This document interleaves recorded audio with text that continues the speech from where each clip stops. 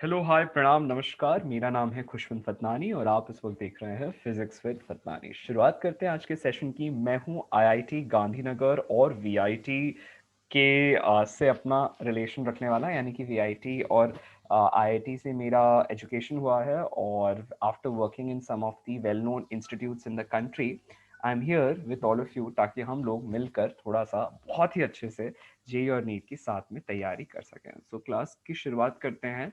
हमारे साथ हैं वो स्टूडेंट्स जो आने वाले समय में जेई और नीट के पेपर देने जा रहे हैं। आज की क्लास में हम लोग we are seeing two important chapters, that is vectors and gravitation. ठीक है, इनके हम कुछ बेसिक्स देखेंगे and we will have concept and question solving in the class.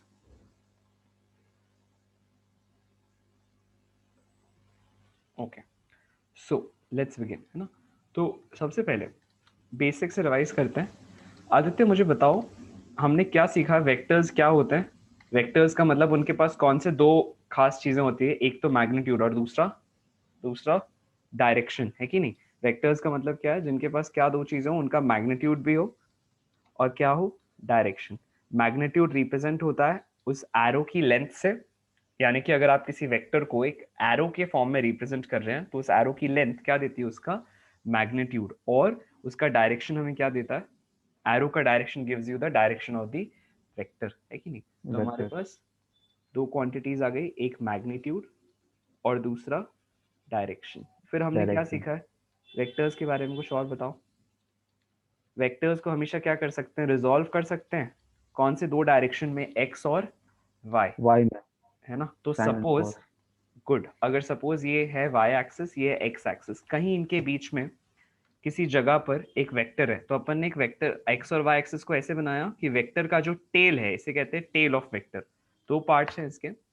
ये पुराना, ये जहां से वेक्टर उभर के आ रहा है, this is called tail of the vector, और this is called the head of the vector. अच्छा, एक बात बहुत जरूरी है समझना कि ग्रेविटेशन के साथ साथ क्यों पढ़ रहे हैं, वापस से क्यों देख रहे हैं इसको? क्योंकि वेक्टर्स के काफी सारे ऐसे सवाल होते हैं जो ग्रेविटेशन के साथ कंबाइन करके आपके एग्जाम्स में दिए जाते हैं। अगर आप पास्ट ईयर के जेई के और नीट के सवालों को देखोगे, दोनों में आपको ये कॉम्बिनेशन मिलेगा। ठीक है, इसीलिए इसका रिविजन बहुत जरूरी है। सो अगर सपोज यहाँ पे आपके पास ये वाई एक्सिस है वर्टिकल और एक्स एक्सिस है हॉरिजॉन्टल, इनके बीच में हमारे पास एक वेक्टर है कुछ इस तरह से। इसको अपन नाम दे देते हैं लेट्स से ए वेक्टर। अब वेक्टर्स को मैंने जैसे यहाँ लिखा है, ये क्या बताता है? ये है जो यहाँ पर फर्स्ट मैंने बताया, ये है वेक्टर का डायग्रामेटिक रिप्रेजेंटेशन, है ना, वेक्टर का डायग्रामेटिक रिप्रेजेंटेशन। और अगर आपको वेक्टर्स को लेटर के फॉर्म में रिप्रेजेंट करना हो तो कैसा होता है उसमें? रिप्रेजेंटेशन का फॉर्मेट कैसा होता है?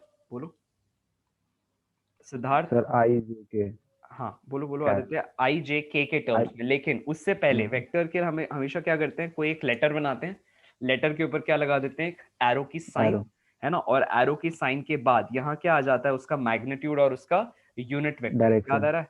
हाँ गुड, डायरेक्शन वेक्टर। ये क्या कहलाता है? ए का जब आप ऊपर एक कैप लगा दो तो क्या कहलाता है? यूनिट वेक्टर या फिर डायरेक्शन वेक्टर। क्या कहलाता है? यूनिट वेक्टर या फिर डायरेक्शन वेक्टर। डायरेक्शन वेक्टर और डायरेक्शन वेक्टर। और ए जहां पर सिर्फ ए लिखा है उसको हम क्या बोल सकते हैं? उसका मैग्नीट्यूड। दो ही चीजें तो होती है मैग्नीट्यूड वेक्टर के पास, एक होता है मैग्नीट्यूड और दूसरा होता है डायरेक्शन। तो ये डायरेक्शन वाला पार्ट उसका डायरेक्शन बता रहा है और ये वाला पार्ट उसका मैग्नीट्यूड मैग्नीट्यूड बता रहा है ना। लिखो लिखो, this part is telling us the magnitude. अब तुम जिस आई जे के की बात कर रहे थे, क्या है वो? तो सबसे पहले यूनिट वेक्टर क्या है? नाम से समझ में आ रहा है, यूनिट, यूनिट मतलब वन। तो अगर किसी वेक्टर का मैग्नीट्यूड वन हो, देखो मैग्नीट्यूड को ऐसे भी रिप्रेजेंट करते हैं, साइड में ऐसे दो डंडे लगा देते हैं, एब्सोल्यूट की साइन, तो वो कहलाता है मैग्नीट्यूड। तो अगर किसी वेक्टर का मैग्नीट्यूड वन हो तो वो क्या कहलाता है? Unit vector. तो अब अगर वो यूनिट ही है तो क्यों यूज हो रहा है? ताकि वो डायरेक्शन दिखा सके, वो बता सके कि वेक्टर किस अलोंग ओरिएंटेड है। मैग्नीट्यूड नहीं देता, वो वन ही है, वन से आप किसी भी चीज को मल्टीप्लाई करोगे वन आएगा। तो वो सिर्फ डायरेक्शन दिखा रहा है। अब हमने दो चार क्या इंपॉर्टेंट सबक सीखे हैं? रिप्रेजेंटेशन हमने देखा, डायग्राम्स देखा, किस तरह से रिप्रेजेंट करते हैं। अब वेक्टर को आप स्प्लिट कर सकते हो या रिजॉल्व कर सकते हो अलग अलग डायरेक्शंस के अलोंग। क्यों करते हैं? क्या होता है कई बार आपके पास ऐसा कुछ सिनेरियो बन के आता है, ऐसा कुछ केस बन के आता है कि इस तरह से वेक्टर्स का एनालिसिस थोड़ा मुश्किल हो जाता है। कहाँ जा रहा है ये वेक्टर, ऊपर जा रहा है, दाएं जा रहा है, बाएं जा रहा है, समझ में नहीं आता। तो हम क्या करते हैं, वेक्टर को रिजॉल्व कर देते हैं। सिद्धार्थ, वेक्टर्स को क्या कर देते हैं, रिजॉल्व। सपोज अगर ये वेक्टर हॉरिजॉन्टल के साथ थीटा एंगल लगा रहा है, थीटा एंगल बना रहा है, कितना एंगल बना रहा है, वेक्टर सर थीटा। हॉरिजॉन्टल के साथ थीटा एंगल बना रहा है। अब हमें बताना है कि ये एक्स एक्सिस के अलोंग इसको कैसे रिजॉल्व करोगे। क्या होता है, एक्स एक्सिस सर के अलोंग कंपोनेंट को सपोज अगर मैं ए एक्स से रिप्रेजेंट कर रहा हूं, यहां पर सबस्क्रिप्ट में ए एक्स डाल रहा हूं, और वाई एक्सिस के अलोंग जो कंपोनेंट है, इसका कंपोनेंट मतलब इसको रिजॉल्व कर दिया, एक ना लिखकर ऐसा कहूं कि ये एक्चुअली बना है दो क्वांटिटीज से जो x और y के अलोंग है, तो उसे अपन क्या कह देते हैं, components of a vector. Siddharth, क्या कहते हैं, sir components component of a of Y vector. Vector. हाँ, components of a vector A. तो कंपोनेंट्स ऑफ ए। तो अब दो तरह के कंपोनेंट्स होते हैं, कौन कौन से, एक x और दूसरा y कंपोनेंट, है ना। x कंपोनेंट कैसा है, ax है कि नहीं, देख के बताओ। वो कंपोनेंट यस जो सर। x एक्सिस के अलोंग बनेगा, इसको आप कुछ ऐसे रिप्रेजेंट करोगे, वो कंपोनेंट जो x एक्सिस के अलोंग बनेगा उसको अपन क्या कहेंगे, x कंपोनेंट। और वो कंपोनेंट जो y एक्सिस के अलोंग बनेगा उसे क्या कहोगे सिद्धार्थ, सर ए वाई। ए वाई या फिर y कंपोनेंट। इसको थीटा वाई के टर्म्स में कंपोनेंट। भी एक्सप्रेस कर सकते हैं, है कि यस नहीं। सर। क्या होता है जरा बताना, एक्सप्रेशन बोलो, sir x X component direction is में हो जाएगा सर ए कॉस थीटा।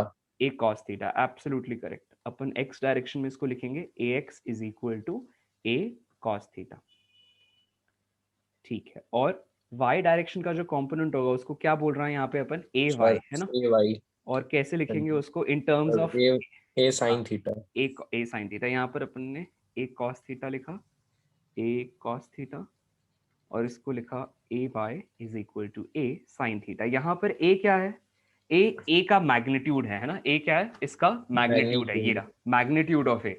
तो अगर ए के मैग्नीट्यूड को आपने cos थीटा से मल्टीप्लाई कर दिया, तो अगर ये वाला वेक्टर ए है तो ये अपन को x cos थीटा दे देता है, और ये कैसे देता है, x sin थीटा। कैसे ला दिया भाई अपन ने, कैसे ला दिया, ट्रायंगल से लाया। ट्रायंगल याद है, इस तरह का ट्रायंगल है जिसका हाइपोटेन्यूज, इसका हाइपोटेन्यूज अपन ने क्या कहा, वेक्टर का मैग्नीट्यूड जो होता है it is represented by, vector का magnitude is represented by the length of the arrow.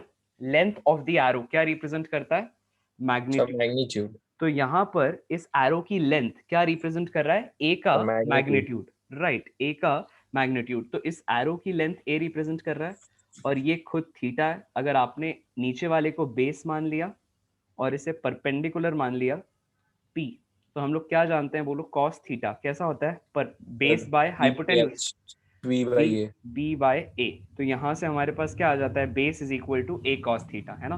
देखो जो अपन ने यहाँ पे लिखा हुआ है दिस, जिस इसी बेस को अपन ने क्या कहा है, ए एक्स, है ना, इसी बेस को क्या कहा है, ए एक्स। वैसे ही जो साइन थीटा कंपोनेंट होता है उसको क्या लिख सकते हैं, सबसे पहले तो साइन थीटा को क्या लिख सकते हैं, बोलो Siddharth, sir P by A. Perpendicular by hypotenuse, है ना, पी बाय ए। यहीं से परपेंडिकुलर कैसा आ जाएगा, ए साइन थीटा, है कि नहीं, हो रहा है क्लियर, यस राइट, सर। याद आ रही है चीजें। ये छोटी छोटी चीजें बहुत ही इंपॉर्टेंट, लेकिन छोटे छोटे से पॉइंट्स, जो ग्रेविटेशन हुआ, आपका एसी करंट हुआ, ठीक है, वहां पर भी अपन लोग कुछ इस तरह का पढ़ते हैं, राइट। इससे मिलती जुलती चीजें, not exactly the same, but अगर ये सब क्लियर है, छोटे छोटे एस्पेक्ट, तो वहां तक काम आएंगे। तुम्हारा एनएलएम हुआ, है ना, सारे चैप्टर्स में कहीं ना कहीं बेसिक्स लगते हैं। लिख लो इसे अपने पास, जैसे ही हो जाए लिखना, फटाफट से लिखो, जैसे ही हो जाए हैंड रेस करो। अभिषेक, कुछ जाना पहचाना सा लग रहा है क्या, याद आ रहा है क्या। हाँ सर। हाँ, कुछ ऐसा है इसमें जो अभी नहीं हुआ क्लियर, पूछना चाहते हो। नहीं सर, हो गया। हो गया, कॉपी और पेन लेके बैठे हो साथ में। हाँ हाँ। हाँ, लिख लो, जैसे लिख लो हैंड रेस करो। हैंड रेस का ऑप्शन इसमें देखा हुआ है, यूज किया हुआ है पहले जूम, अभिषेक। हाँ सर, यूज हाँ, करूँगा। तो हैंड रेस कर लो, जैसे ही हो जाए लिखना। और अभिषेक, जैसा तुम मेरी स्क्रीन पर देख रहे होगे ना, मैं कोशिश करता हूँ कि अलग अलग न्यूमेरिक या जो कॉन्टेक्चुअल फैक्ट्स होते हैं उनको मैं पेन से कलर बदल देता हूँ। तो कम से कम अपने पास दो कलर की पेन रखो, जो नॉर्मल मटेरियल है उसको एक पेन से लिखो, कहीं कुछ इंपॉर्टेंट है तो उसे टिक करने के लिए या स्टार लगाने के लिए वहां पर दूसरी पेन ही जरूर यूज करो, या उसको बॉक्स में डालने के लिए, एनीथिंग, जो भी जैसे भी तुम मार्क करते हो, दो पेन यूज करो कम से कम, ओके सर। ठीक है। सर एक्स्ट्रा टैब खुला हुआ है स्क्रीन पे। टैब खुला हुआ है पार्टिसिपेंट्स। पार्टिसिपेंट्स वाला। ओके अब देखो यस सर, अब ठीक। एक्चुअली ना जूम क्या कर रहा है, वो बहुत सारे अलग अलग वो लेकर आ रहा है तुम्हारे वर्जन्स, उसके अपडेट हो रहे हैं, तो हर वर्जन में कुछ बग वगैरह रिमूव हो रहा है, कुछ ऐड हो रहा है, कुछ टेस्ट हो रहे हैं। यूट्यूब में भी ऐसे ही चल रहा है। 2020 में जो टेक्नोलॉजी का बूम आया है, उसके बाद there is a lot of experimentation going on with these apps. वो चीज जो अभी नहीं दिख रही है, हो सकता है वो जैसे पहले पार्टिसिपेंट सेक्शन अगर मैं खोलता था, it was used to available to me only, अब वो तुम लोगों को भी दिख रहा है। सो कुछ कुछ चेंजेस आ रहे हैं उसमें। जैसे ही हो जाए हैंड रेस करो, ठीक है। वेटिंग। अभिषेक कोई बात इसमें से इस पेज में जो नहीं समझ में आई पूछना है? एनीथिंग क्लियर है? नहीं है तो पूछो।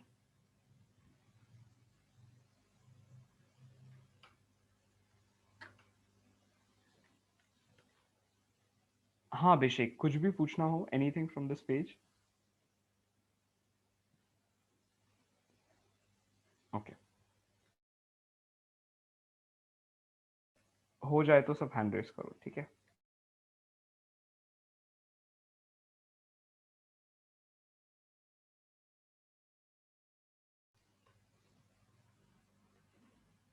अपने क्या क्या देखा है उसका एक फटाफट से रिवीजन करते हैं। अभी तक हमने देखा सबसे पहले वेक्टर्स के बारे में एक बेसिक अंडरस्टैंडिंग ली। ये वेक्टर का एक हेड होता है ये, और ये होता है उसका टेल।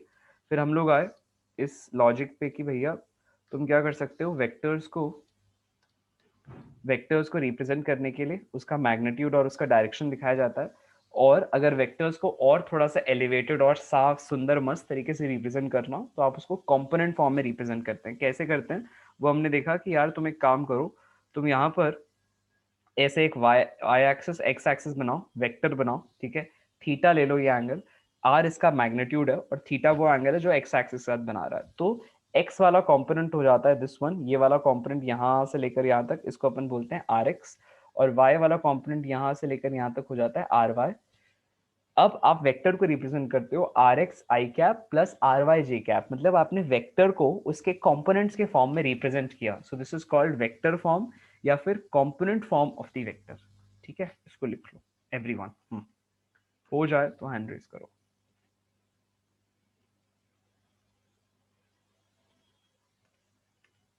Okay done. अब देखो हैंड्स डाउन कर लो फिर से, ठीक है। देखो अब यहाँ पर एग्जाम्पल लेते हैं। फॉर एग्जाम्पल हमारे पास अब क्वेश्चंस हैं, एक एक करके बनाते जाओ। तो सबसे पहला क्वेश्चन सिद्धार्थ तुमसे है। हमारे पास इस तरह से हमने वेक्टर बनाया हुआ, ठीक है। ध्यान से क्वेश्चन देखना, हड़बड़ी में जवाब नहीं देना। आपके पास यहाँ पर मैंने क्या किया, एक पॉइंट बनाया और उस पॉइंट तक लेट्स से एक एरो खींच दिया। ऐसा एक पॉइंट है, उस तक एरो खींच दिया। क्वेश्चन कहता है कि ये जो वेक्टर है ये बी वेक्टर है, ठीक है। और इसका मैग्नीट्यूड है 10, और ये जो एंगल बना रहा है एक्स एक्सिस के साथ ये है 45 डिग्री। क्वेश्चन कहता है अगर ये वाई एक्सिस है और ये एक्स एक्सिस है तो जरा इस वेक्टर को कंपोनेंट फॉर्म में रिप्रेजेंट करो। हाँ सिद्धार्थ बोलो क्या हो जाएगा? सर आर एक्स 10 इज हाँ इक्वल टू 10 cos 45 45 डिग्री तो इज उसको हम इक्वल टू आई कैप के साथ लिख देते हैं आई आर एक्स कैप। को। और आर वाई को किसके साथ लिखोगे बोलो?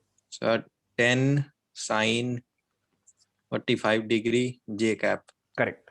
अब थोड़ा सा अपन इसमें एक नया मोड लेकर आते हैं। सपोज मेरे सर पास जे एक, कैप। हाँ जी कैप। अब सपोज इसमें हमारे पास यहाँ नीचे दूसरा एक वेक्टर होता है इस जगह पे। अब क्या करते, अब तो तुम्हारे पास एंगल कैसा हो गया, ऑपोजिट डायरेक्शन हो गया कि नहीं? अगर यहाँ से जा रहा था तो ऐसा था ऊपर की तरफ, लेकिन अब कैसा हो गया, नीचे की तरफ। अब क्या करोगे, अब क्या करें बोलो? ऐसे केस में तुम अपना लॉजिक यूज करोगे। लॉजिक क्या सीखा था हमने? सपोज अब हमारे पास ये वेक्टर है, सर 90 में से माइनस कर देंगे उस एंगल को। या तो वैसा करो या उतना यस सर, उतना टोटल उधेड़बुन एंगल 90 या हो जाएगा हाँ, तो उसको माइनस कर या तो देंगे। उतना उधेड़बुन मत क्रिएट करो। डायरेक्ट इसको सपोज मैंने थीटा कह दिया, सपोज कोई भी एक एंगल अपन अज्यूम कर लेते हैं। यहाँ पर इस लेंथ को अपन 20 दे दिया। अब तुमसे पूछा जरा इस वेक्टर को कंपोनेंट्स में रिजॉल्व करो और लिखो। तो मुझे बताओ कंपोनेंट्स कैसे बनाओगे? सबसे पहले एक्स एक्सिस पे प्रोजेक्शन लोगे और वाई एक्सिस पे। तो ये ऐसा प्रोजेक्शन लिया ऑन एक्स एक्सिस, और वाई एक्सिस पे कैसा लोगे बताओ? नीचे की तरफ वाई एक्सिस को एक्सटेंड कर देते हैं, ये ऐसा। तो बताओ किस, अच्छा इसका x और y एक्सिस पे जो प्रोजेक्शन आ रहा है, x और y बताना कौन सा पॉजिटिव है कौन सा नेगेटिव है, बोलो। सर x पॉजिटिव होगा, y नेगेटिव होगा। y नेगेटिव होगा, है ना। तो अब जैसे इसका ऑब्वियस मीनिंग क्या हुआ कि y अगर नेगेटिव है, इसका मतलब अपन के पास जब अपन लिखेंगे, लेट्स से इस वेक्टर को मैं a कहता हूँ, तो इस a वेक्टर को, जैसे ये सपोज b था, अब मैं a कह रहा हूँ, तो a वेक्टर के लिए तुम्हें खुद ही समझ में आ गया कि x पॉजिटिव है, तो जो भी i कैप के साथ आएगा उसमें आप प्लस लगाओगे, जो भी j कैप के साथ आएगा उसमें क्या लगाओगे, माइनस की साइन। सर क्लियर हो नेगेटिव। रहा है क्या, है ना, यस। पूरा क्लियर। चलो ठीक है, उसके बाद अब यहाँ पे सीधा सीधा मैग्नीट्यूड ले लो, ये कैसा हो जाएगा a, ये इसका मैग्नीट्यूड a मान के चलो, ये 20 दिया हुआ है, ठीक है, ये a is given as 20, तो करो कैसे हो जाएगा, 20 इंटू 20 cos cos 30, हाँ बोलो 30 डिग्री 20 i, cos 30, 30 डिग्री। है ना, आई तो लिखा हुआ है पहले, और यहाँ पर क्या हो जाएगा, यस ये सर। वाला साइड कितना हो जाएगा बोलो, सर 20 माइनस हो जाएगा तो सर। 20 साइन 30 है कि नहीं, लेकिन माइनस यस सर, साइन के 20 साथ, sin 30। 20 साइन 30,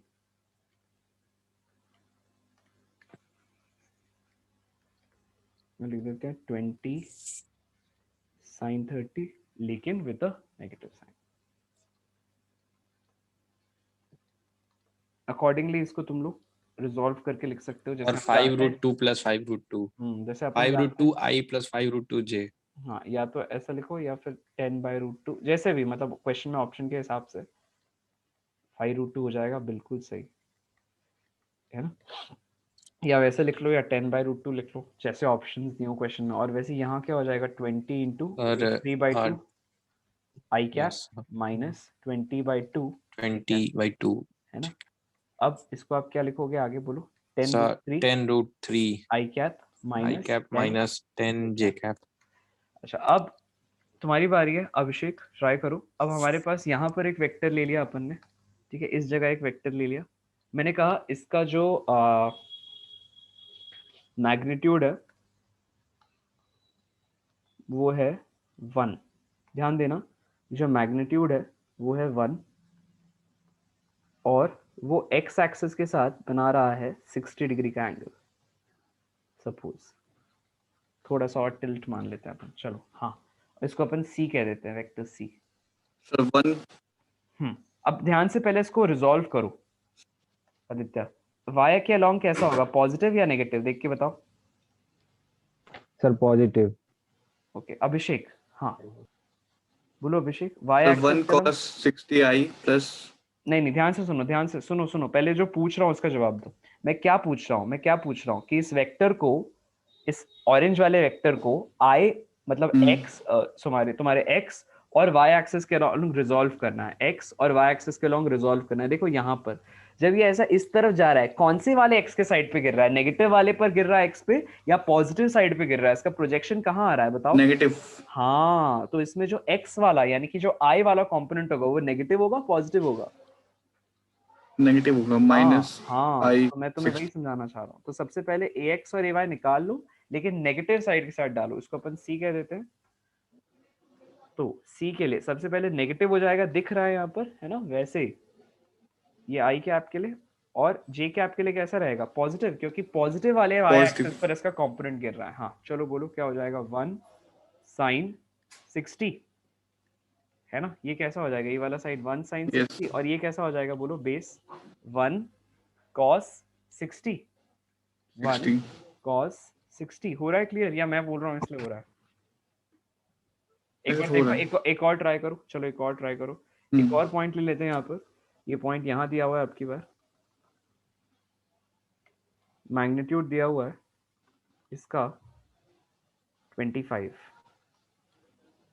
एंगल दिया हुआ है यहाँ से, अब की बार देखो वाई एक्सिस से एंगल दे दिया मैंने, थोड़ा सा और शिफ्ट कर दिया, ट्वीट कर दिया तुम्हारे क्वेश्चन को, है ना। सपोज ये 45 डिग्री दिया हुआ है, इसका मतलब अब हमने क्या करना है जरा बताओ, एक्स एक्सिस के साथ एंगल निकाल सकते हो क्या, अलग से 25। ले लो, हाँ सपोज अलग से ले लो इसको, अगर कंफ्यूजन क्रिएट होता है ऐसे अलग से ले लो। यहाँ पर अपन ने इस तरह से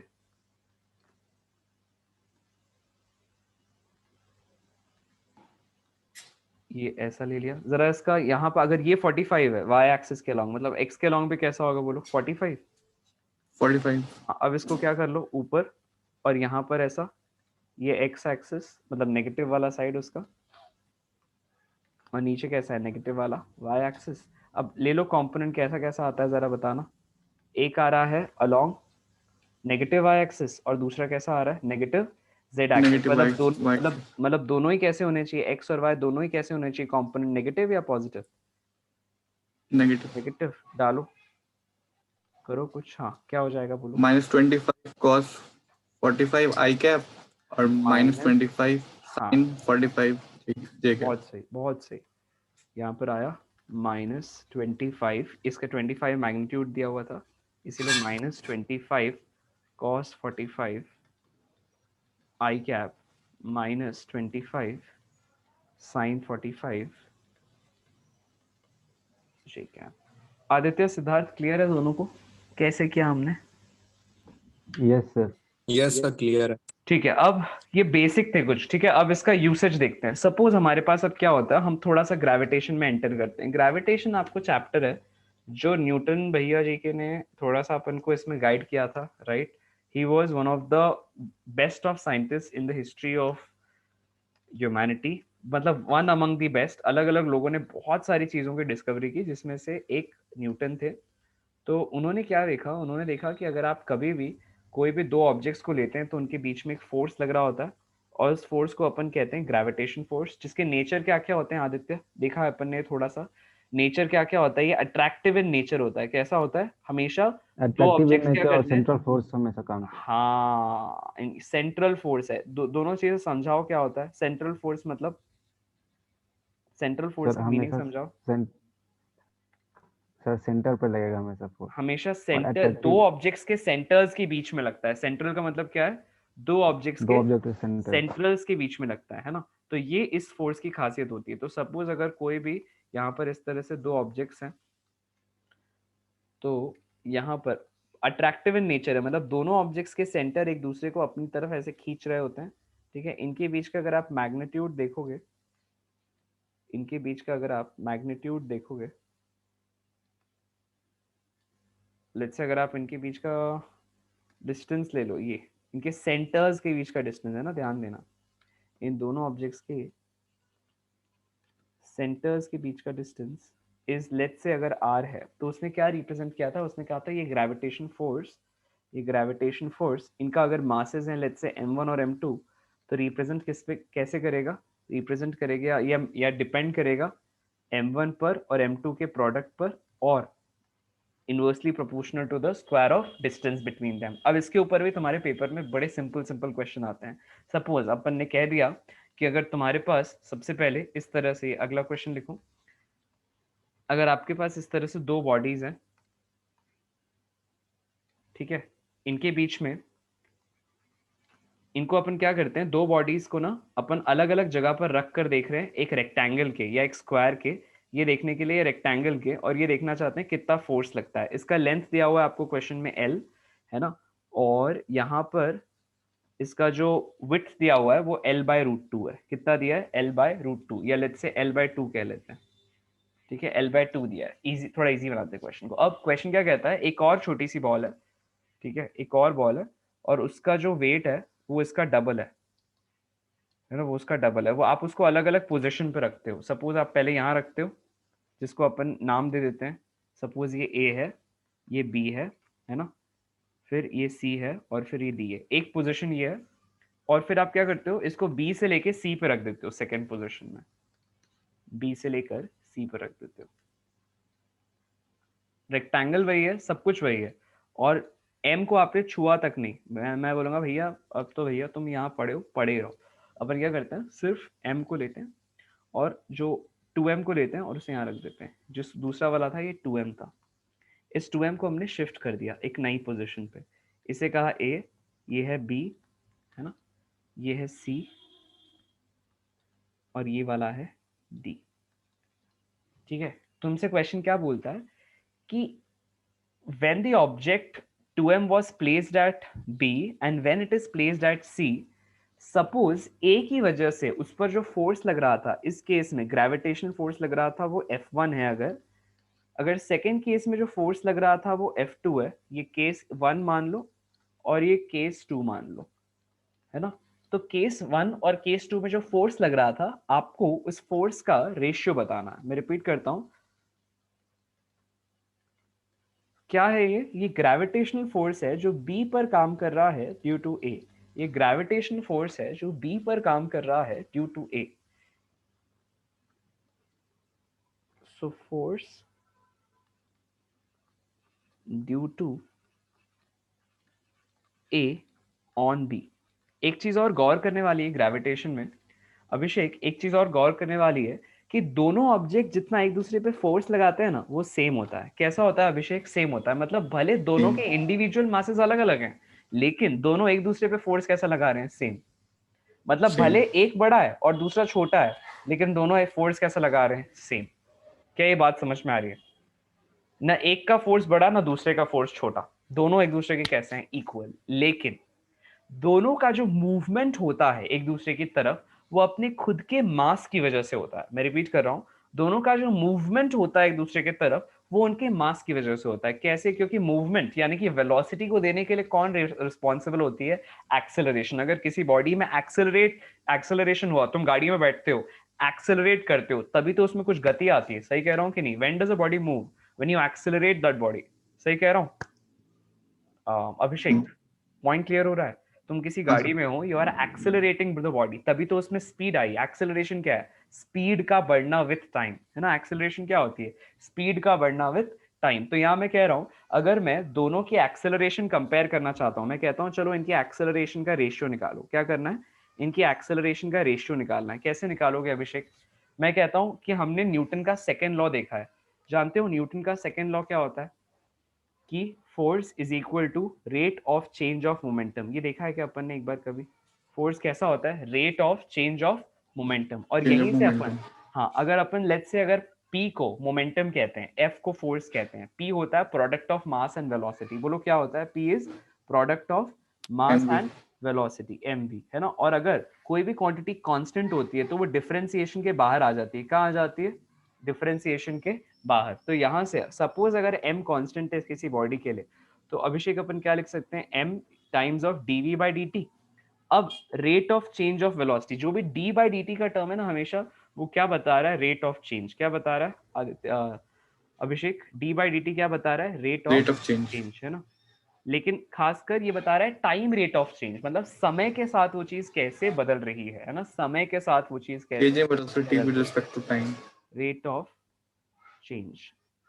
तो ये बता रहा है rate of change of velocity with respect to time. उसी को अपन क्या बोलते हैं? अभी अभी अपन ने देखा, उसी को क्या बोलते हैं? एक्सेलरेशन। क्या बोलते हैं? एक्सेलरेशन। तो यहाँ से हमने क्या निकाल लिया कि फोर्स किसके इक्वल होता है? मास इनटू एक्सेलरेशन। से कहाँ से आया? न्यूटन के सेकेंड लॉ से। कहाँ से आया? न्यूटन के सेकेंड लॉ से, है ना। सेकेंड लॉ ऑफ न्यूटन से अपन ने F is equal to M A निकाल लिया। अच्छा, अगर हमारे पास F is equal to M A और मैं कहता हूँ दोनों ऑब्जेक्ट्स पे सेम फोर्स लग रहा है, कितना लग रहा है? सेम फोर्स लग रहा है। और ये फोर्स किसके इक्वल होना चाहिए? उनके रिस्पेक्टिव मासेस इनटू उनकी रिस्पेक्टिव एक्सेलरेशन, राइट। अब तुम्हें उससे A1 और A2 का रेशियो निकालना है, ये इस और इस बात के ज्ञान से। चलो कैसे निकालेंगे बोलो? पहले ऑब्जेक्ट पे कितना फोर्स लगेगा? F1, वो किसके इक्वल होना चाहिए? उसके मास इनटू लेट्स से उसके एक्सेलरेशन A1 है, सेकंड वाले की A2 है। क्या करोगे बोलो? M1 इनटू A1 लिख सकते हैं यहाँ से, बोलो। सही कह रहा हूँ? वैसे ही सेकंड वाले के लिए लेट्स से उसका मास F2 है, तो उसकी एक्सेलरेट उसको कैसे लिखोगे बोलो? M2 into A2। और मैंने क्या कहा कि ये फोर्स कैसा लगता है? Equal and opposite. दोनों पे फोर्स कैसा लग रहा है? Equal and F1 F2 equal है। हाँ, तो अब क्या लिखोगे बोलो? F1 और F2 को इक्वेट कर दो। हाँ करो, यहाँ से दोनों को इक्वेट करो। F1 is equal to F2, तो क्या हो जाएगा? M1 A1 is equal to M2 by M1 A2।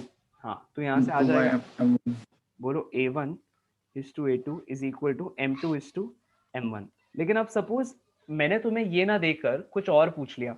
Let's say question में ये दे दिया गया, इसको तुम बनाओ आदित्य। सपोज क्वेश्चन में ये दे दिया गया कि M2 जो है M1 से बड़ा है। कैसा है बोलो? M2 जो है M1 से बड़ा है। याद है ऐसा कुछ क्वेश्चन आया था एक बार तुम्हारे किसी पेपर में? हाँ आदित्य, हाँ। सपोज अगर M2 M1 से बड़ा है, इसका मतलब क्या हो गया? M2 M1 से बड़ा है, ये वाला जो टर्म है ये m1 से बड़ा है, इसका मतलब जरूर a1 भी कैसा होगा? A1 बड़ा होगा सर M2 से। हाँ, ये बहुत इंपॉर्टेंट है। यहाँ से हमारे पास a1 और a2 की वैल्यू तो आ गई, लेकिन सिर्फ वैल्यू निकालना जरूरी नहीं है। ये समझो कि इसका मीनिंग क्या है, ये क्या बोल रहा है ये एक्सप्रेशन। ये एक्सप्रेशन बता रहा है कि अगर m2 भारी है, उसका मास ज्यादा है, तो अगर m2, यहाँ से हमें समझ में आ रहा है m2 is greater than m1, ये वाली quantity numerator is greater than denominator on the RHS, तो numerator will also be greater than the denominator on the LHS। मतलब LHS अगर, हाँ इसका A2 से बड़ा मतलब, होगा। हाँ इसका मीनिंग क्या हुआ कि when m2 is greater than m1 then a1 will be A1 is greater greater than, than A2। हाँ मतलब जो फंडा RHS में अप्लाई हो रहा है, न्यूमरेटर डिनोमिनेटर से बड़ा है, तो यहाँ भी न्यूमरेटर डिनोमिनेटर से बड़ा होगा। मतलब यहाँ भी a1 a2 से बड़ा होगा। कहने का मतलब मैं कह सकता हूँ कि अगर आप दोनों ऑब्जेक्ट्स को देखो, तो दोनों ऑब्जेक्ट्स में ज्यादा क्विकली किसकी वेलोसिटी बढ़ रही होगी, 1 की या 2 की? बोलो आदित्य। 1 के। 1 की। तो इसका मतलब जो हल्का है वो तेजी से भारी वाले की तरफ जा पाएगा, जबकि जो भारी है वो धीरे धीरे हल्के वाले की तरफ जा पाएगा। समझ रहे हो क्या कह रहा हूँ? Yes sir. हाँ, यस ये तो सर। नेचुरल भी, अगर दो लोग दौड़ रहे हैं जिसमें से एक भारी है, थोड़ा सा उसका शरीर का भार ज्यादा एक है, तो मोटा है एक हाँ, और पतला। एक मोटा है और दूसरा पतला है, तो इसका मतलब पतला वाला आदमी तेजी से भाग पाएगा। मोटे वाले आदमी के लिए भागने के प्रति थोड़ा सा एक्सेलरेशन कैसा होगा, कम। क्या हमें बात समझ में आ रही है? अगर दोनों एक ही फोर्स से एक दूसरे की तरफ खींचे चले जा रहे हैं, जो कि सबसे इंपॉर्टेंट कंडीशन है, इसको नहीं भूलना। जरूरी नहीं है हमेशा मोटे वाले के लिए उसका एक्सेलरेशन कम हो, बहुत जरूरी है दोनों पर एक फोर्स लग रहा है। ठीक है, हो रही है बात क्लियर? क्या यस बोलते सर। हो? यस सर, क्लियर हो गया। लिख लो, इस पेज को अपने पास लिख लो everyone. Okay sir.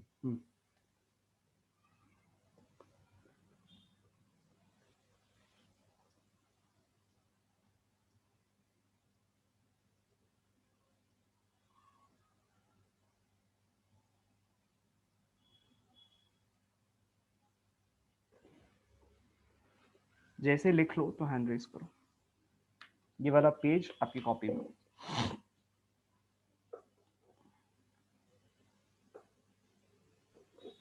Sir icon खुल गया। इसका मीनिंग भी लिख लेना, और इसको एक,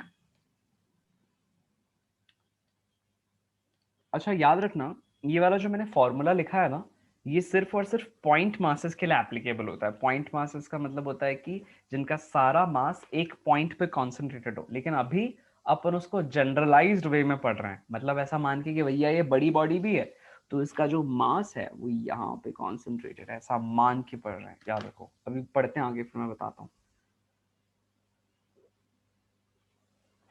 This is only true when the bodies are point masses. ये लिख लो, और लिखने के बाद हैंड रेज करो। इस पेज पर जो भी है आपकी कॉपी में हो। याद रखना, ये मैंने जो बताया था, ये तरीका बताया था कि भैया ये कैसे आया, उस तक हम बाद में पहुंचे। ये अपना मेजर क्वेश्चन था जिससे अपन ने कुछ सीखा, और ये इस चैप्टर का मूलाधार है, मतलब इसके बिना चैप्टर अधूरा है। ठीक है, यस, लिखो और हैंड रेज कर लो।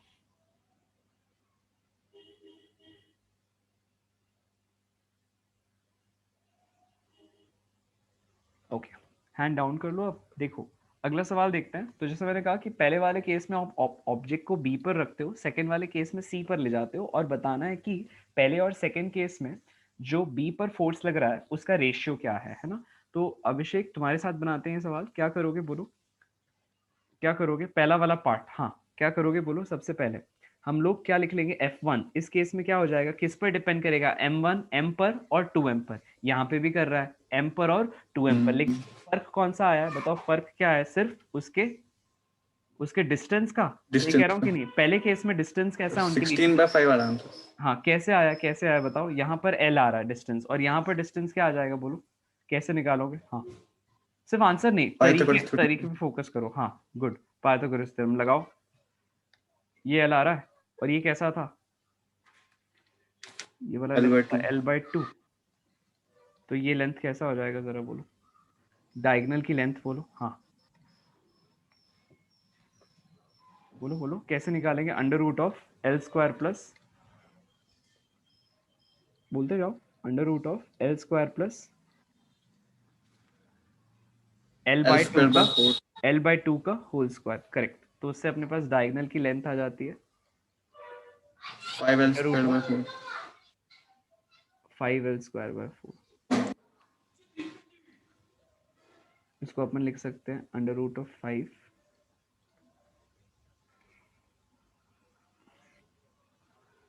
रूट, सो आगे तो स्क्वायर ही होना है। आगे जाके स्क्वायर होना है, करेक्ट। अब अपन ने क्या लेना है, यहाँ पर एक ऑब्जेक्ट है, इसको मान लिया, यहाँ रख दिया, पहले यहाँ रखा था। सबसे पहले जब यहाँ था तो हम लोग क्या लिख सकते हैं, F1 इज टू F2। कैसा आ जाएगा बोलो, अगर F किसके प्रोपोर्शनल है, इनवर्सली प्रोपोर्शनल R के, किस स्क्वायर के, R स्क्वायर R स्क्वायर के। फिर क्या हो जाएगा यहाँ पर बोलो, नीचे क्या आ जाएगा R1 स्क्वायर और ऊपर क्या आ जाएगा R2 स्क्वायर। क्या लिखें बोलो इसको, क्या लिखें बोलो, therefore F1 is to F2 is equal to, पहले केस में जितना डिस्टेंस था नीचे आ जाएगा, 5 पहले केस में कितना डिस्टेंस था, L था, और सेकंड केस में कितना हो गया, सेकंड केस में कितना हो गया, L रूट 5/2, L रूट 5/2। तो रेशियो ले लेंगे उसका, तो F1 is to F2 कैसा आ रहा है, 5/4। हो रहा है क्या क्लियर, होगा ना, ऐसे देख लो, चेक करो कोई इशू है क्या। आदित्य, सिद्धार्थ, देखो। नो सर, क्लियर है। क्लियर है, यस सर। हाँ देखो एक बार, कोई इशू तो नहीं हो रहा है, इसकी पूरी वर्किंग में चेक करो। सिद्धार्थ देखो, क्लियर है सर। क्लियर है, हाँ। अपन कहाँ गलती कर रहे थे एक बार चेक करो जरा। अभिषेक किस जगह अपन गड़बड़ कर रहे थे, यहाँ चेक करो। हाँ बोलो अभिषेक, एक बार अपनी वर्किंग देखो जहाँ पे तुम पहुंच गए थे, कुछ तुम 16 जैसा कुछ बोल रहे थे, एक बार देखो उसको और इसको चेक करो। हाँ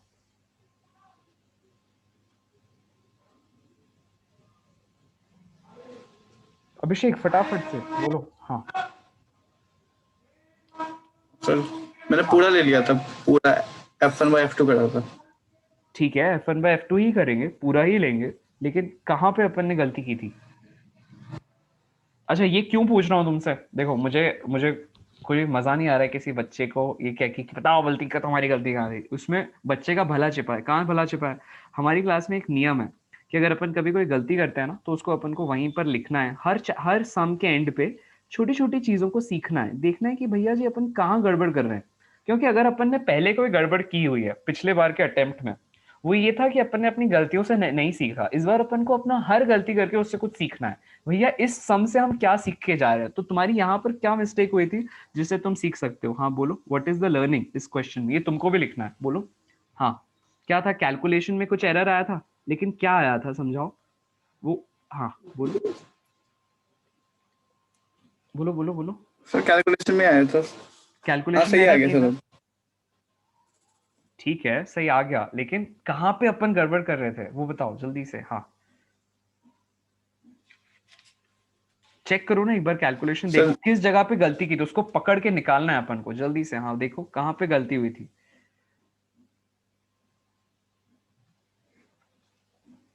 पाइथागोरस थ्योरम लगाने में गड़बड़ हुई थी, नहीं सर, वो तो फेल लगाई थी। तो फिर खोजो खोजो खोजो कहाँ पर गड़बड़ कर रहे थे, वो स्टेप पकड़ो। अभिषेक मिला नहीं, एक बार खोज लेना, मुझे बताना, ठीक है। चलो आ जाते हैं नेक्स्ट। सर बता दूंगा मैं। हाँ हाँ चलो, मतलब मैं कह रहा हूँ हर क्वेश्चन में ना अपन को अपने खामियों को देखना है कि अपन कहाँ पे गड़बड़ कर रहे थे, ताकि उस पे अपन उभर के आ सके, है ना। नेक्स्ट क्वेश्चन, लेट्स से अपने पास अब की बार क्या दिया, क्वेश्चन कहता है कि आपके पास इस तरह से एक स्क्वायर है, ठीक है। उस स्क्वायर के अलग अलग हिस्सों पर आपने क्या रख दिया, अलग अलग मासेस रख दिए। फिर क्वेश्चन कहता है कि आपको बताना है इन सब मासेस की वजह से नेट फोर्स कितना लग रहा होगा, नेट फोर्स कितना लग रहा होगा सेंटर में मौजूद एक मास के ऊपर। ठीक सेंटर में बीचों बीच एक मास मौजूद है, इसके ऊपर इनके मासेस और अपन वैल्यूज दे देते हैं।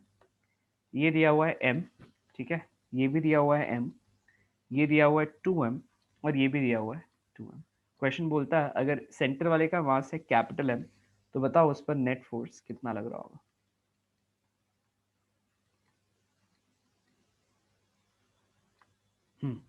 सिद्धार्थ करो ट्राई, कैसे करोगे? हाँ बोलो। फोर्स कैसी क्वांटिटी है, वेक्टर या scalar? Siddharth sir vector. Vector, तो वेक्टर क्वांटिटी को क्या लोगे, हर तरफ उसको इस तरह से ऐसे, जो m पर लेट्स से अगर वर्टाइसेस को नाम दे देते हैं A B C and D, तो D पर जो फोर्स लग रहा होगा कुछ इस तरह से होगा, राइट? D के यस अलोंग, सर। या D जो फोर्स लगा रहा होगा ऑन M, इसको सपोज FB कह देते हैं। वैसे ही बताना सपोज जो फोर्स B लगा रहा होगा वो ऐसा होगा कि नहीं, ये स्क्वायर है, ठीक है? अपोजिट डायरेक्शन में। हाँ, ये स्क्वायर है, इसका आप एज लेंथ मान लो A के इक्वल है। बोलो ऑपोजिट डायरेक्शन में, एग्जैक्टली ऑपोजिट। अच्छा बताना अगर एग्जैक्टली ऑपोजिट है तो फोर्स का जो वैल्यू होगा वो कैसा आएगा, सेम आएगा, जीरो। अलग अलग आएगा? बोलो दोनों के वजह से जो फोर्स लग रहा होगा कैसा आएगा सिद्धार्थ, बोलो। सेम सर आएगा, दोनों की वजह से सेम फोर्स लगेगा सर। सेम फोर्स लगेगा, इस वजह से दोनों क्या कर देंगे, दूसरे को कैंसिल। तो कैंसिल अगर कर हाँ, दीजिए तो कभी भी अगर दो वेक्टर्स एक दूसरे के ऑपोजिट हैं, कोई भी दो वेक्टर्स एक दूसरे के ऑपोजिटली इंक्लाइंड है, ऐसा ऑपोजिटली या तो इंक्लाइंड कह लो या ओरिएंटेड कह लो, अगर ऑपोजिटली ओरिएंटेड है और उनका मैग्नीट्यूड भी सेम है, तो ऐसे केस में उस पॉइंट पे जो नेट वेक्टर आ जाता है वो कैसा हो जाता है, जीरो। इसी जीरो। में वेक्टर के लिए एक जनरल लॉ है कि अगर आपके पास सब्ट्रैक्शन हो जाते हैं दो वेक्टर्स के, उनके बीच का क्योंकि एंगल कैसा हो गया, सर 180। 180 है ना, इस वजह से नेट कैसा आ जाता है, जीरो।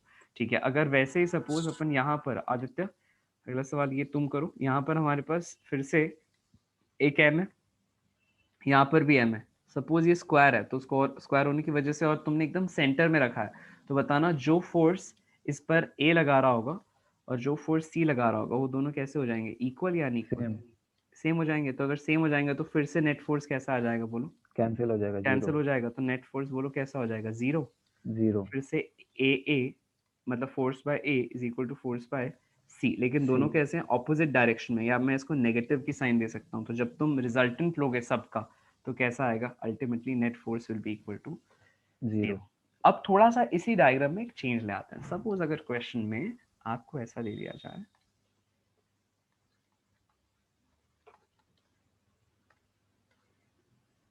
कि भैया यहाँ पर मैं इनको स्क्वायर ही रहने देता हूँ सपोज, और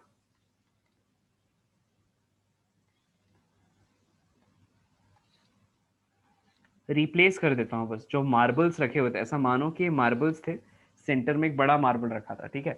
तो मार्बल्स थे, मैंने क्या किया, m और 2m की पोजीशन को रिप्लेस कर दिया, 2m को यहाँ ले गया और m को यहाँ ले गया, ठीक है? ये m यहाँ पर है और 2m यहाँ पर है। उसी तरह से सेंटर पर जो मार्बल है वो जस का तस रखा हुआ है, उसका मास अभी भी उतना ही है m, उसमें कोई चेंज नहीं आया। अब हमने क्या करना है, अब हम लोगों को इस पर कितना नेट फोर्स लग रहा है, कितना नेट फोर्स लग रहा है अलोंग y और अलोंग x, अलग अलग कैलकुलेट करना है और फिर टोटल फोर्स को वेक्टर फॉर्म में लिखना है। तो मैं आपसे बता रहा हूँ क्वेश्चन क्या पूछ रहा है, देखो क्वेश्चन ऐसा लिखा हुआ है, ये y है, ये x है। क्वेश्चन लिखता है if the net force is equal to is given by ai cap, if net force on किस पर, कैपिटल M पर जो नेट फोर्स है, if it is given as, यहाँ पर देखना ai कैप, ठीक है, प्लस बी जे कैप।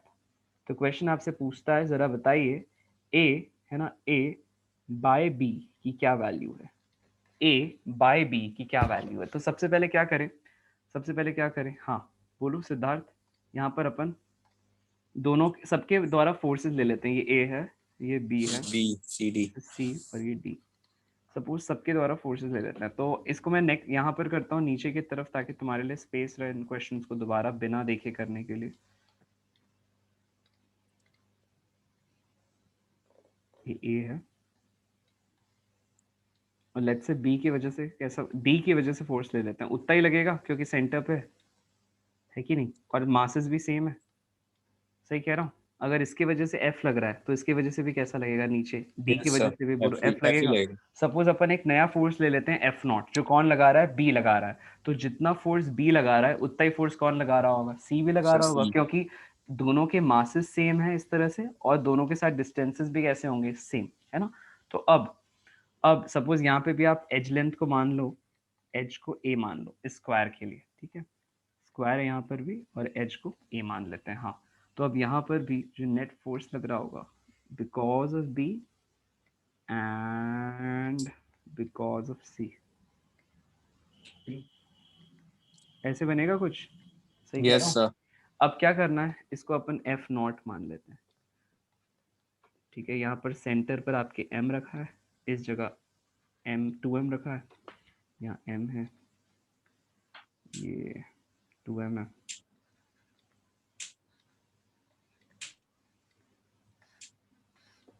नीचे क्या रखा हुआ है, M। अब जरा बताओ क्या क्या वैल्यूज होगी सिद्धार्थ, F की कितनी वैल्यू होगी बोलो, F विल बी, हाँ बोलो। Sir F value F√2। A, नहीं F की value in terms of M and A क्या निकालोगे, देखो। सर तो हो जाएगा G into 2M into M चलो बाई कैलकुलेट करते हैं, चलो चलो चलो साथ में कैलकुलेट करते हैं। ये 2M है, रूट ठीक 2 है। का स्क्वायर। सबसे पहले इसके डायगोनल की लेंथ कितनी हो जाएगी, ये A है, ये भी A है, ये भी A है, ये A है, ये A है, तो टोटल कैसा हो जाएगा A√2 पाइथागोरस यस से। सर, अगर ये A√2 तो इसका हाफ कैसा हो जाएगा A√2/2 which is equal to yes sir, A/√2, ठीक है। यस सर 4F आ रहा है सर। हाँ, तो A/√2। अब मैं कह रहा हूँ, अब मैं क्या कह रहा हूँ, यहाँ पर देखो ये लेंथ कैसी हो गई बोलो, A/√2। A by centre root में क्या टू लिखा हुआ है, कैपिटल M। सेंटर में क्या रखा हुआ है, कैपिटल M। अपन यस को सर, क्या लेना है, A/√2 का हाफ लिया है ना अपन ने, मतलब सॉरी A√2 का हाफ A लिया हुआ रूट है, टू का सर half which is equal to A/√2। अब करो A/√2 को कैलकुलेट करो। मतलब यहाँ पे भी फोर्स जो लग रहा है F इन दोनों के बीच में, वो कैलकुलेट करो कैसा हो जाएगा। G अपन जो कांस्टेंट होता G है जब भी वो होता है उसको G कहते हैं, है ना। यहाँ पर M1 M2 अभी अपन ने पीछे कांस्टेंट नहीं दिखा था, इसको अपन by gravitational R constant square. कहते हैं, करेक्ट, बाय R²। हाँ बोलो क्या हो जाएगा, F is equal to G sir G into into capital two M M इसको है ना, 2M होल बाय इसका स्क्वायर, मतलब A A by by root हो जाएगा टू, तो सर A/2 A बाई 2 हो जाएगा। तो यानी कि क्या आ गया 4G 4 है M into capital M। Clear है क्या, देखो ये F की वैल्यू आ गई, आ रहा है समझ में।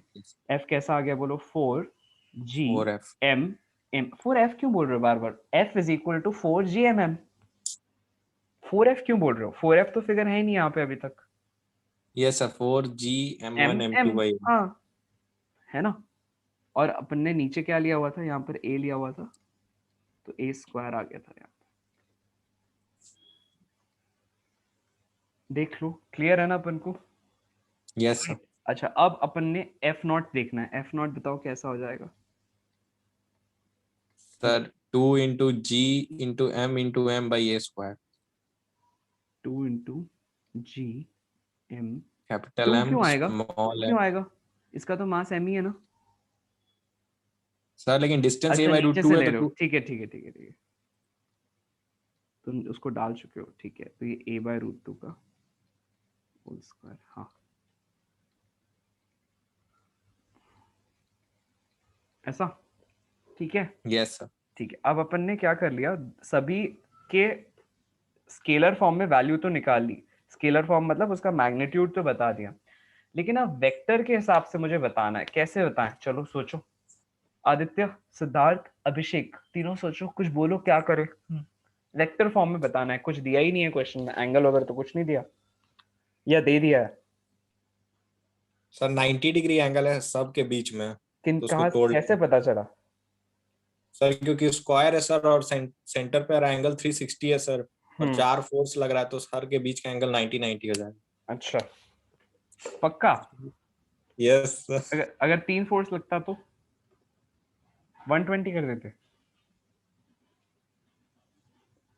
Yes sir. सिर्फ फोर्स की वजह से नहीं होता ये, वेक्टर स्क्वायर की ज्योमेट्री ऐसी होती है। अगर तुम किसी स्क्वायर, अगर फोर्स नहीं भी लगता तो इस तरह से कुछ होता। स्क्वायर के लिए ज्योमेट्री ही ऐसी है कि अगर आपके पास मतलब उसके साइड्स के लेंथ की वजह से ही मतलब डजंट मैटर कि फोर्स कितना लग रहा है। देखो मतलब यहाँ पर angle is not decided by the magnitude of the force. ये देखो इसका लेंथ ही ऐसा है कुछ इस तरह से, लेंथ और जो भी प्री डिसाइडेड एंगल्स।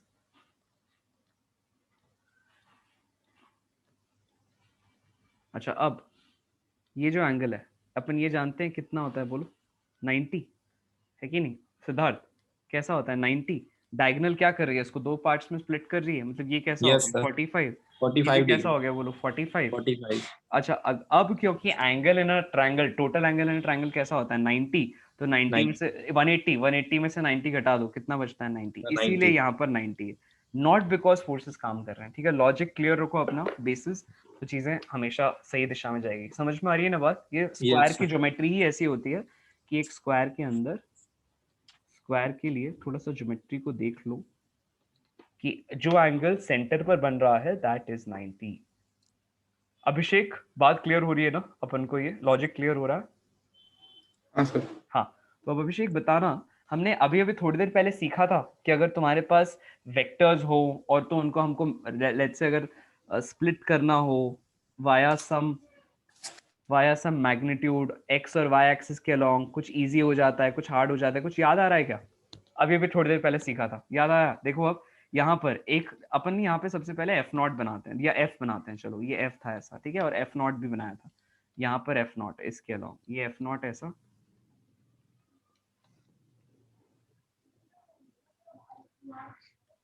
ये एफ नॉट ऐसा ऊपर, और नीचे की तरफ भी ऐसे ही था। अभिषेक याद आ रहा है? ये एफ नॉट, और वैसे ही यहाँ पर क्या बन रहा है कैपिटल एफ, और यहाँ पे क्या बन रहा है कैपिटल एफ। सपोज ये वर्टिकल और ये हॉरिजॉन्टल है, तो हम जानते हैं कि वर्टिकल और हॉरिजॉन्टल जरूर इसको किस में स्प्लिट करी होगी, 45 45 में कह सकता हूँ। तो अब एफ नॉट को फटाफट से स्प्लिट करो, ये एफ नॉट है, इसका मतलब यहाँ पे कितना बना रहा होगा कंपोनेंट, बोलो इस जगह पे, ये 45 है, बोलना एफ नॉट कॉस 45। हाँ बोलो सर, एफ नॉट कॉस 45 आई हाँ कैप।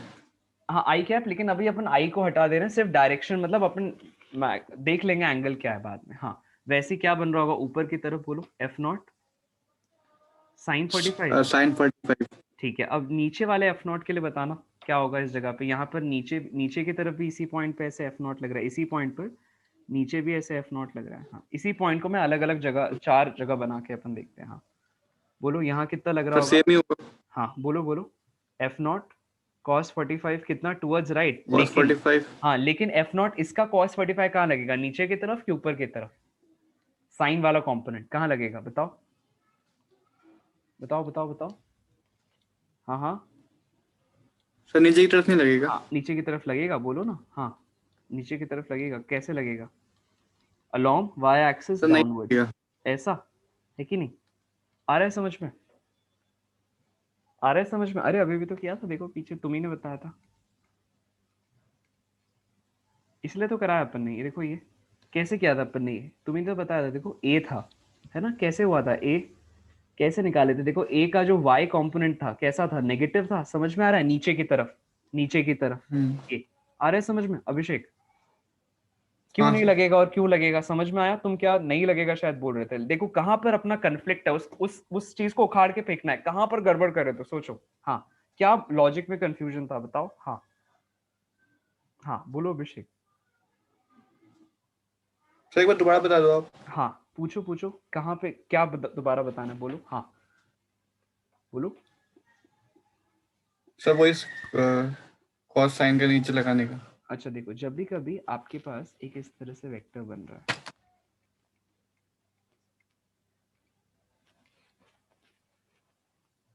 अपन ने क्या किया था, ये सपोज एक वेक्टर ऐसा था, है ना, और ये वेक्टर ये एक्स और वाई एक्सिस पे, तो हमने क्या किया, सिंपल फंडा था। देखो ये वाई एक्सिस और ये एक्स एक्सिस, ऊपर की तरफ यहाँ पे अपन ने वेक्टर बनाया हुआ है। ये वाला वेक्टर सपोज अलग अलग रंग से ले लेते हैं, समझ आसान हो जाएगी। ये वाला नीचे की तरफ, ठीक है, एंड लेट्स से इस वाले से बना लिया यहाँ, और इस वाले को बना लिया इस तरफ। अब इसको खुद ही समझो तुम, देखो क्या हो रहा है। हम लोग अगर सपोज इस ब्लू वाले की बात करते हैं, तो ब्लू वाले को कंपोनेंट में तोड़ने के लिए तुम कहाँ लेकर जाओगे, इसका प्रोजेक्शन कहाँ बनेगा? अभिषेक ध्यान से सुनो और जवाब दो। हाँ, कहाँ बनेगा इसका? एक कंपोनेंट बनेगा अलोंग पॉजिटिव वाई एक्सिस, सही कह रहा हूँ कि नहीं?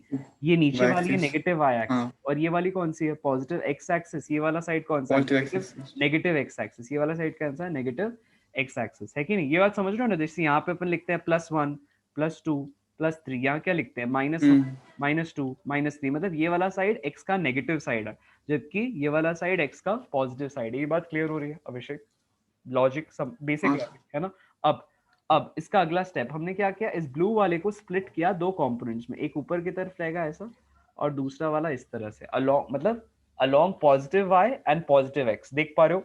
लेकिन जैसे ही तुम जब रेड वाले को स्प्लिट करोगे अभिषेक, जैसे जब तुम रेड वाले को स्प्लिट करोगे तो वो कहाँ जाएगा बोलो? कहाँ जाएगा? अलोंग पॉजिटिव वाई और नेगेटिव, पॉजिटिव एक्स और नेगेटिव वाई। आ रही है बात समझ में? अब वैसे लेट्स से जब तुम इस ग्रीन वाले को स्प्लिट करोगे तब क्या होगा बोलो? नेगेटिव एक्स और negative X negative Y. Negative Y. हो रहा है क्लियर? वैसे पिंक वाले को करो, पिंक वाले को करो। हाँ बोलो। Positive X negative, negative X positive Y, negative X positive Y. अब हो गया क्लियर? आ गया समझ में क्या किया अपन ने? हेलो? हाँ, तो चलो ये बात समझ में आई कि इस F0 की वजह से जो y कंपोनेंट होगा वो नीचे की तरफ काम करेगा। क्लियर हो रहा है क्या? हेलो? हाँ सर। ठीक, हाँ ठीक है, रिस्पॉन्सिव रहो, ठीक है, बोलते जाओ, जहां पे अपन दिक्कत होगी डिस्कस कर लेंगे। ओके, नेक्स्ट आ जाते हैं। अब आदित्य, अब इस F को देखो, इस F को देखो जो ऊपर की तरफ लग रहा है, इसके कंपोनेंट्स बताओ कहाँ कहाँ लगेंगे? लेफ्ट राइट और टॉप बॉटम के बीच में बोलना। एक लगेगा ऊपर की तरफ अपवर्ड्स, कितना लगेगा? F, ये वाला 45 होगा जरूर, F sin 45, right, F sin 45। वैसे यहाँ क्या लग रहा होगा? F cos 45, F cos 45। वैसे नीचे वाले F के लिए बोलो, ये वाला F तो इस तरह से था, वैसे ये वाला जो F था जो नीचे की तरफ था उसको भी स्प्लिट कर दोगे, एक यहाँ लगेगा और दूसरा वाला नीचे की तरफ, क्या क्या हो जाएगा? नीचे F sin cos थीटा। हाँ बोलो, कौन सा? लेफ्ट राइट कौन सा था? हाँ सर राइट, डाउनवर्ड वाला, डाउनवर्ड वाला क्या हो जाएगा बोलो? F cos sin 45। देखो यहाँ पर साइन और कॉस का फर्क नहीं पड़ेगा क्योंकि 45 45 है, दोनों इक्वल होते हैं, लेकिन अगर कोई और एंगल होता तो फर्क पड़ जाता है ना? हाँ चलो बोलते जाओ। ऊपर F cos 45, F cos 45। तो अब हम लोग क्या देख पा रहे कि हम लोगों ने क्या करना है, इन सबके नेट कंपोनेंट्स लेना है। लेकिन नेट कंपोनेंट लेने से पहले ही क्या कुछ हम कैंसिल कर सकते हैं? जरा देखो, ये एक्चुअली जिसको अपन अलग अलग जगह रिप्रेजेंट कर रहे हैं, ये एक्चुअली सबके सब कैसे हैं? सेम पॉइंट की बात हो रही है, मतलब ये भी O है, ये भी O है, ये भी O है और ये भी O है। If I am representing the centre as O। Siddharth बताओ, बात क्लियर हो रही है? सारे के सारे एक ही पॉइंट को रिप्रेजेंट कर रहे हैं, सारे फोर्सेस एक ही पॉइंट पर लग रहे हैं। अब खुद ही सोच के देखते जाओ, यहाँ पर F sin थीटा या sin 45 नीचे की तरफ है, यहाँ पर F sin 45 का ऊपर की तरफ है। इसका मतलब हम ये दोनों वर्टिकल फोर्सेस एक दूसरे को कैसा कर देंगे? कैंसिल। Sir cancel. वैसे यहाँ पर भी क्या होगा? ऊपर की तरफ F sin 45 और नीचे की तरफ F sin 45, फिर से क्या कर देंगे एक दूसरे को? Sir cancel. लेकिन जब अब तुम हॉरिजॉन्टल कंपोनेंट्स को देखोगे तो यहाँ क्या पाओगे? यहाँ वाले और यहाँ वाले हॉरिजॉन्टल कंपोनेंट्स में क्या है? फर्क है, सेम नहीं है ना? एक F cos 45 है, दूसरा F नॉट cos 45 है कि नहीं? तो अब हमें नेट फोर्स लिखना है। क्या लिखना है? नेट फोर्स लिखना है। नेट फोर्स को हम क्या लिख सकते हैं बताना? Fx I cap plus Fy J cap. अब इस Fx की जगह हमारे पास एक्सप्रेशन क्या बनेगा जरा बताओ? राइट की तरफ कौन काम कर रहा है? F not cos 45। बोलो नहीं, सुनो आगे मत भागो, मैं क्या समझा रहा हूँ, अपन प्रोसेस से बढ़ेंगे। तुम जब पेपर देते हो तो ये काम करो कि फटाफट पेपर में करो, या जब मैं क्वेश्चन दे रहा हूँ, अभी नहीं, अभी लॉजिकल चलो। हाँ ठीक है सर, स्टेप बाय स्टेप। हाँ मतलब देखो देखो टू बी वेरी ऑनेस्ट मुझे कोई लाइक जरूरती भर भी फर्क नहीं पड़ता कि बच्चा क्लास में कितना फास्ट हो रहा है। मुझे फर्क पड़ेगा जब बच्चा टेस्ट देते हुए फास्ट हो रहा है। तुम क्लास में अपने आप को स्पीड को स्लो करो, स्प्रिंग को दबाते जाओ, मुझे सब आता है सर, मुझे सब आता है, फिर भी आप क्यों मुझसे इतना धीरे धीरे करवा रहे हो सर, मैं तो महाबली हूँ। अरे भैया तुम महाबली हो, अच्छी बात है, रहो, that's a very good thing. लेकिन बहुत इंपॉर्टेंट है कि महाबली होते हुए भी हम्बल हो जाओ, बिल्कुल हम्बल हो जाओ, और हम्बल होकर धीरे धीरे उन चीजों को करो, क्योंकि उससे तुम्हारा जहां पर कोई अंदर कांटा गड़ा हुआ होगा, कॉन्सेप्ट में कोई लूप होल होगा, वो निकल के बाहर आ जाएगा। छोटी छोटी चीजें है ना, वो सीखना है। चलो गुड। और ये सिर्फ एक के लिए नहीं, मैं सबके लिए कह रहा हूँ। ऐसा होता है जब व्हेन वी नो थिंग्स और सामने वाला फिर भी उस चीज को आराम से समझाता है तो अपन को गुस्सा आता है, ऐसा लगता है पेशेंस नहीं यार मेरे पास, मैं क्यों सुनूं सामने वाले को, मैं क्यों सुनूं, मेरे को तो ये आता है, मैं क्यों करूं, मैं तो फटाफट बोलूंगा। नहीं, उस समय भी धीरे हम्बल हो जाओ, देखो क्या कितना सारा ज्ञान मिल जाएगा। वेरी ऑनेस्टली बोल रहा हूँ ये, बिकॉज ये सेल्फ एक्सपीरियंस है। हाँ चलो, क्या हो जाएगा, राइट की तरफ कौन काम कर रहा है, एफ कॉस 45, और लेफ्ट की तरफ कौन काम कर रहा है, ये एफ नॉट कॉस 45 राइट, और एफ कॉस 45 लेफ्ट की तरफ। हाँ बोलो बोलो सिद्धार्थ, कैसा यस हो सर, जाएगा, F F not not cos 45 cos 45, और ये राइट की तरफ है तो उसको मैं पॉजिटिव ले लेता हूँ, ठीक है। और जो पॉजिटिव, लेफ्ट की तरफ है इसको कैसा ले लेता हूँ, नेगेटिव। तो यहाँ क्या आ जाएगा, माइनस ऑफ, बोलो minus of F F sine, cos, sine नहीं कॉस, हाँ ठीक है, कॉस कॉस होगा। 45। हो रहा है क्लियर। Yes sir. अच्छा वैसे ही जो y वाला साइड है उसको भी बोलो क्या लिख सकते हैं, एफ वाई, और कुछ आएगा क्या एफ वाई में, नहीं, एफ वाई में एफ वाई तो जीरो हो जाएगा, एफ वाई तो जीरो हो यस जाएगा है ना, ऊपर वाले और नीचे वाले से। अच्छा ये तो हुआ इन दोनों से कंट्रीब्यूशन एक्स का, लेकिन एक्स को ये दोनों भी कंट्रीब्यूट करेंगे है ना। यहाँ पे बोलो क्या लिखे, ये भी वैसे ही F cos 45 minus F sine F cos 45, ठीक है, ये एफ नॉट कॉस 45 फिर से आ जाएगा, और माइनस एफ कॉस 45 भी फिर से आ जाएगा। तो दोनों में क्या ऐड कर देता हूँ, 2 ऐड कर देता हूँ, 2 टाइम्स हो जाएगा। क्लियर हो रहा है क्या, बोलो यस सर। आदित्य, अपन को क्लियर हो रहा है, सिद्धार्थ को क्लियर है, तुम देखो कुछ डाउट हो पूछो आदित्य। सर क्लियर है सर। हाँ अब इसका मतलब अपन नेक्स्ट एक्सप्रेशन क्या लिख सकते हैं, जरा आदित्य तुम ही यहीं से कंटिन्यू करो। हाँ बोलो क्या हो जाएगा, हम लोग क्या लिख ले यहाँ पर, this is 2f not cos 45 minus 2f cos 45, क्या लिखे आई कैप, यस सर। और साथ में क्या आ जाएगा, 0 j कैप। सही कह रहा हूँ यस सर। है ना। अच्छा अब जब हमने ये कर लिया, फिर एफ फिर नॉट फिर का फिर वैल्यू। यहाँ पर हमने अभी अभी क्या सीखा था, पहले हमने यहाँ पे कुछ निकाला था, एफ और एफ नॉट की वैल्यू यस सर, निकाल ली एफ थी नॉट का हमने। वैल्यू और हाँ एफ का तो वो सब्स्टिट्यूट पुट कर दे। करेंगे यहाँ पे। हाँ ये एफ कैसा था 4 टाइम्स ऑफ दिस, और एफ नॉट कैसा था 2 टाइम्स ऑफ दिस, 2 टाइम्स। है ना। यस चलो सर। अब सपोज हम क्या करते हैं, क्वेश्चन को और भी आसान बनाते हैं। यहाँ पे हमने क्वेश्चन क्या बोल रहा था, आपको a बाय बी की वैल्यू कहनी है, मैं आपको 4 ऑप्शन दे रहा हूँ, तुम अब इसको विद इन अ सेकेंड बना सकते हो। 0, इंफिनिटी, 1:2, डी लिख देता हूँ, सी लिख देता हूँ, लेट्स से यहाँ पर डी लिख देते हैं 2:1, और ई लिख देते हैं नन ऑफ द अबव। एक और ऑप्शन दे देते हैं। हाँ सर डी। पक्का, एक सोच के बोलो, फिर जो बोल रहे हो ध्यान से। अपन 30 मार्क खान हैं, लेकिन थोड़ा सा उसी उसी को तो बढ़ाना है, थोड़ा सा अपने आप को सर धैर्य रख के बोलना है। हाँ हड़बड़ाओ मत।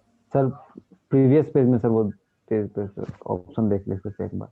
हाँ एक बार इस पेज को लिख लो जो एक बार लिखा है सबने। एक बार एक काम करो, इस पेज को पहले अपनी कॉपी में लिख लो, स्क्रीनशॉट ले दोनों लो पेज लिख लो। हाँ पहले फर्स्ट पेज लिख लो एक बार सब लोग अपनी कॉपी में, फिर हैंड रेज कर लो। जैसे ही फर्स्ट पेज ये वाला पेज हो जाता है तो आदित्य, अभिषेक, सर इसका ऑप्शन सर बी होगा। बी होगा, चलो देखते हैं। सर फिर ये खुल गया आपका पार्टिसिपेंट्स का सर। अगर तुम लोग हैंड रेज करो तो फिर नीचे चला जाएगा। फर्स्ट पेज लिख लो एवरीवन। हाँ जैसे ही हो जाए तो हैंड रेज करो।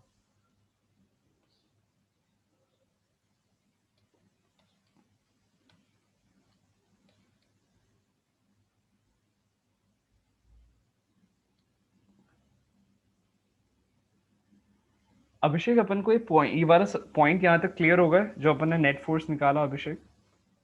हाँ सर। हाँ तो अपन ने क्या सीखा यहाँ पर, जरा देख के बताओ। इस जगह पे अपन क्या देख रहे हैं, जो y कंपोनेंट आ रहा है वो अपने आप में कैसा आ जा रहा है, 0। कैसा आ जा रहा है? 0। 0। इसका मतलब यही y कंपोनेंट है, fy है कि नहीं? तो अगर किसी भी क्वांटिटी को तुम 0 से डिवाइड करोगे तो कैसा आ जाना चाहिए? इनफाइनाइट आना चाहिए या कुछ फाइनाइट वैल्यू आनी चाहिए? इनफाइनाइट। इनफाइनाइट। मतलब ऑप्शन कैसा हो जाएगा आदित्य? सॉरी अभिषेक। बी। हाँ बोलो बोलो आदित्य, हाँ तुम बोलो, तुमने जवाब दिया था, हाँ बोलो। बी सर हो बी। जाएगा। चलो सिद्धार्थ sir. अग्री करते हो क्या? अभिषेक और आदित्य तो अग्री कर रहे हो, तुम भी करते हो? बी हो जाएगा, आगे बढ़े? Yes sir. ठीक है, फटाक से एक बार सब लोग इसको लिख लो अपने पास। फर्स्ट पेज हो जाए तो हैंड रेस कर लो। ऑप्शन हो जाएगा आंसर नंबर बी। ठीक है, देखो मैं जानबूझ के क्या कर रहा हूँ, तुम्हारे लिए क्वेश्चन के लिए अलग से स्पेस बना रहे हैं, ताकि तुम लोग जब नेक्स्ट टाइम इन सवालों को बनाओ तो अपने पास क्वेश्चन अलग से लिखे हों और अपन मतलब छुपा के इन क्वेश्चंस को सॉल्व कर सकें। मैं नोट्स भेज दूंगा, ठीक है, ग्रुप पे, डोंट वरी, बट पहले लिख लो अभी। सर कल वाली भी सर। हाँ मुझे सारे भेजने हैं, भेज दूंगा अभी। कल तुम्हारी क्लास कहाँ थी? कल तो छुट्टी थी, कल तो होमवर्क मतलब करना। सर सैटरडे वाली। हाँ कल तो होमवर्क करना था, जो अभी तक आना रह गया है। वो 75 क्वेश्चन लाइन में लगे हुए हैं तुम्हारे पीछे कि हमें सॉल्व करो, सर हमें सॉल्व करो। शाम तक मैं भेज दूंगा सर। वो बोल रहे हैं, आदित्य की कान में चीख चीख के कह रहे हैं, आदित्य हमें सॉल्व कर लो आदित्य। फटाफट करो आज ही, विदाउट डिले। काल करे सो आज कर। सर बोलो। कल इलास्टिसिटी में पढ़ रहा था, उसका पेपर है ना आज। अच्छा आज डेली टेस्ट में उसका पेपर है? Okay yes sir, fluid mechanics का और सरफेस टेंशन का सर कुछ ओके क्वेश्चन करो। है सर, मुझे वो क्लियर करना होगा करते हैं, ग्रेविटेशन मुझे पे। भेज दो वो क्वेश्चन, भेज दो। वो क्लास के दौरान पढ़ाते पढ़ाते वही ले लेते हैं जो तुम्हारे डाउट्स हैं, ठीक है, उसी को कर लेते हैं। हाँ भेज दो। ये सर मैं भेज देता हूँ। पीडीएफ बना के भेज देना। सिद्धार्थ तुम्हारे कितने सारे डाउट थे, तुम बोलते थे तुम डाउट भेजते ही नहीं हो। वो जो तुमने फर्स्ट टाइम भेजे थे उसके बाद भेजे ही नहीं है। नहीं सर, सर है डाउट सर, लेकिन सर क्लास इतना मतलब सर 2:30 बजे खत्म होता है सर ना, कि सर हो नहीं पाता है सर। और सर हम पहले का भी रखे हुए हैं सर। आप सर वर्क बार तुम पढ़ा रहे हैं, मेरे भेजो को तो, बहुत का तुम मुझे डाउट है तुम मुझे तो। क्लास के पहले डाउट्स भेजो तो, पीडीएफ बना के भेजो तो। नहीं सर, हम कोशिश कर रहे हैं कि सर मतलब हो ही आया है रोटेशनल। अभी हम सर थोड़ा बहुत क्वेश्चन कल लगाए थे सर बाहर के बुक से, तो उसमें डाउट आउट हुआ है सर। हम चाहते हैं क्लास के साथ साथ डाउट निकल जाए, मतलब जैसे ग्रेविटेशन पढ़ा रहे हैं, मेरे ग्रेविटेशन हो जाए इसी के साथ। बाकी डाउट सर हम बाद में उसको पूछ लेंगे। वो बाद कभी नहीं आता भैया, पूछो। तुम बार बार आगे की भागते हो कि सर अभी 10 दिन में पहले वो पढ़ाओ, पुराने के डाउट मत छोड़ो, पुराने के डाउट छोड़ दो, ऐसे करो सर, ऐसे करो। भैया ऐसा नहीं होता, पुराने वाले चीजें पूछते चलो, वरना समय नहीं मिलेगा फिर, है ना? ओके चलो ये हो गया पेज। जैसी पेज हो जाए हैंड रेस करो एवरीवन। अभिषेक ने तो कर लिया, बाकी लोग, सिद्धार्थ, आदित्य, ये पेज हो गया? Okay done.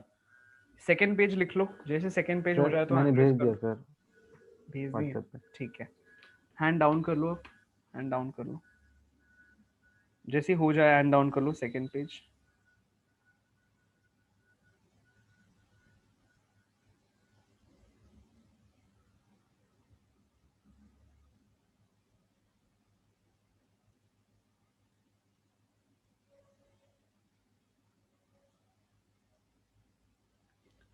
ठीक है, क्वेश्चन क्या लिखता है? ठीक है, अच्छा क्वेश्चन है, देखो। सर ये डेली प्रैक्टिस पेपर वाला क्वेश्चन है। ठीक है ना, बनाते हैं। देखो अब यहीं पे अपन एक चीज देख लेते हैं।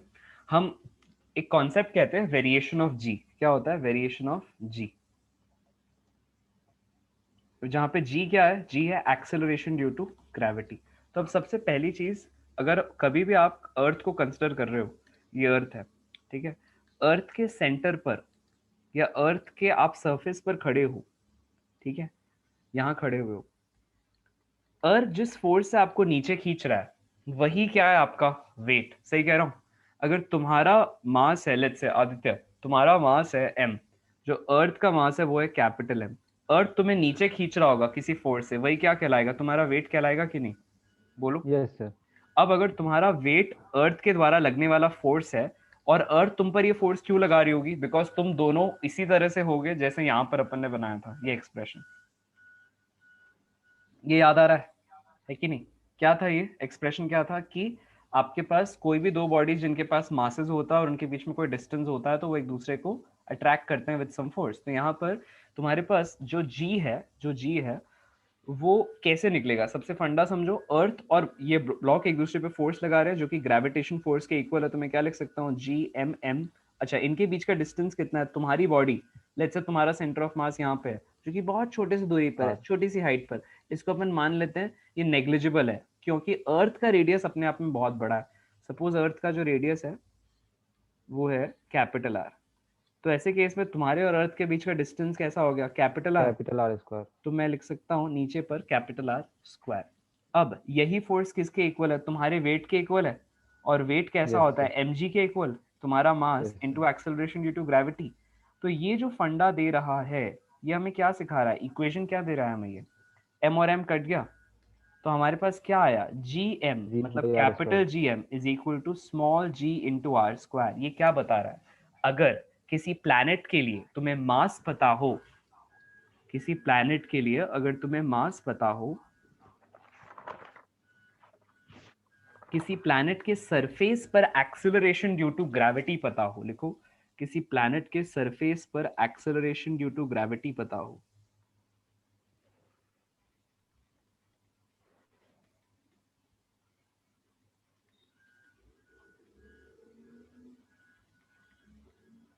लिखो acceleration due to gravity on surface,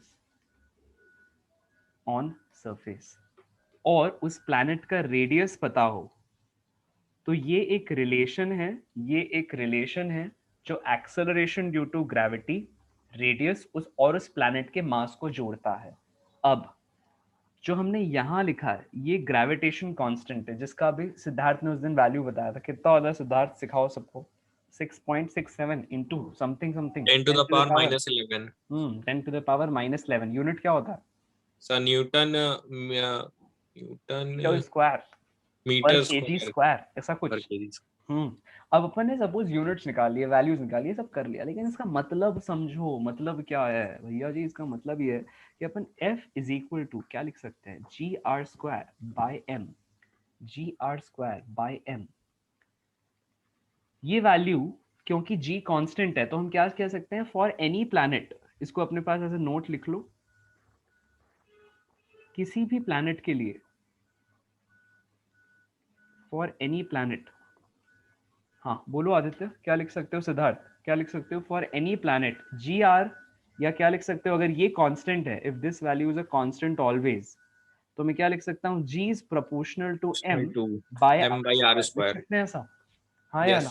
अच्छा, इसी से एक और डेरिवेशन आ सकती है, बताओ क्या? अगर मैं मान लूं कि जो प्लैनेट है सपोज वो स्फीयर के शेप का है, अगर प्लैनेट स्फीयर के शेप का है, रेडियस की जगह पे सर हम लोग 4/3 हाँ कुछ कर सकते हैं, कुछ तो कर सकते हैं। क्या होता है? डेंसिटी क्या होती है? मास मास पर बाय यूनिट वॉल्यूम। अब suppose volume sir 4/3 pi R cube. अब वॉल्यूम की जगह क्या लिख दोगे? 4/3 पाई आर क्यूब। इसका मीनिंग ये हुआ कि मैं डेंसिटी को लिख सकता हूँ proportional to m by R cube. और अभी अभी हमने क्या सीखा? G किसके प्रोपोर्शनल था? Sir m/r square, m by R square के, m बाय आर स्क्वायर के। अब ना इससे एक नहीं कई तरह के रिलेशंस निकल के आ सकते हैं। एग्जाम्पल के लिए सिर्फ इन दो से क्या करना है, ध्यान से सुनना। यहाँ पर आर स्क्वायर था, है ना? यहाँ पर आर स्क्वायर था, ध्यान से देखना, ध्यान से सुनना। सपोज मैं m को एलिमिनेट करना चाहता हूँ। अभिषेक तुमको बताना है, सपोज मैं m को एलिमिनेट करना चाहता हूँ तो क्या करूँ? इसको यहाँ से क्या लिख दूंगा? बोलो, m is proportional to R cube into rho. हो जाएगा ऐसा? राइट। अब इसको यहाँ डाल सकते हैं, इसको यहाँ डाल सकते हैं। एक बार ट्राई करो, क्या हो जाएगा? G is proportional to m की जगह क्या लिख दूं? बोलो, आर क्यूब इंटू रो। क्या लिख दूं? बोलो, R cube into rho whole by R square. देखो होगा क्या? होगा ऐसा? तो एक्सप्रेशन क्या बन के आता है जरा बताओ? सर आर स्क्वायर होगा ना, आर क्यू लिखा आर स्क्वायर होगा नीचे। हाँ कर लो अकॉर्डिंगली बताओ क्या आता है एक्सप्रेशन।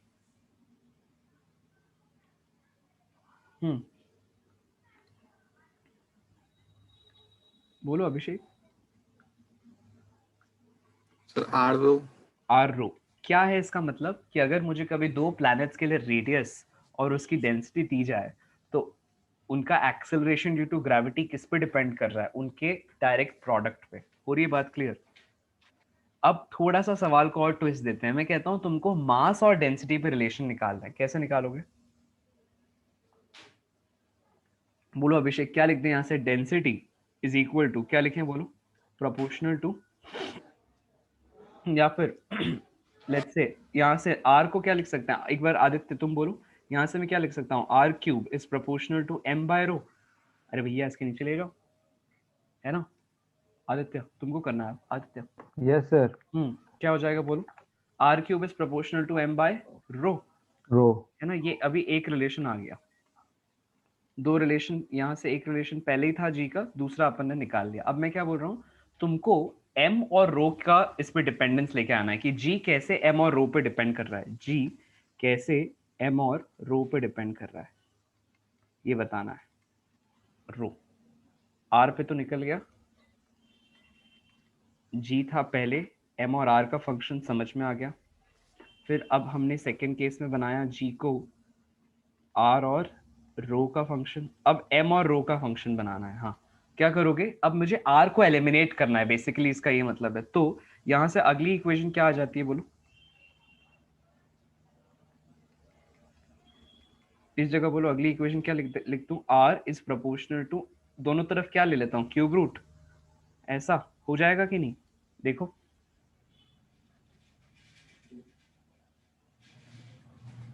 आदित्य। Yes sir. हाँ यस सर। अब इसको यहाँ पर सब्स्टिट्यूट कर दो।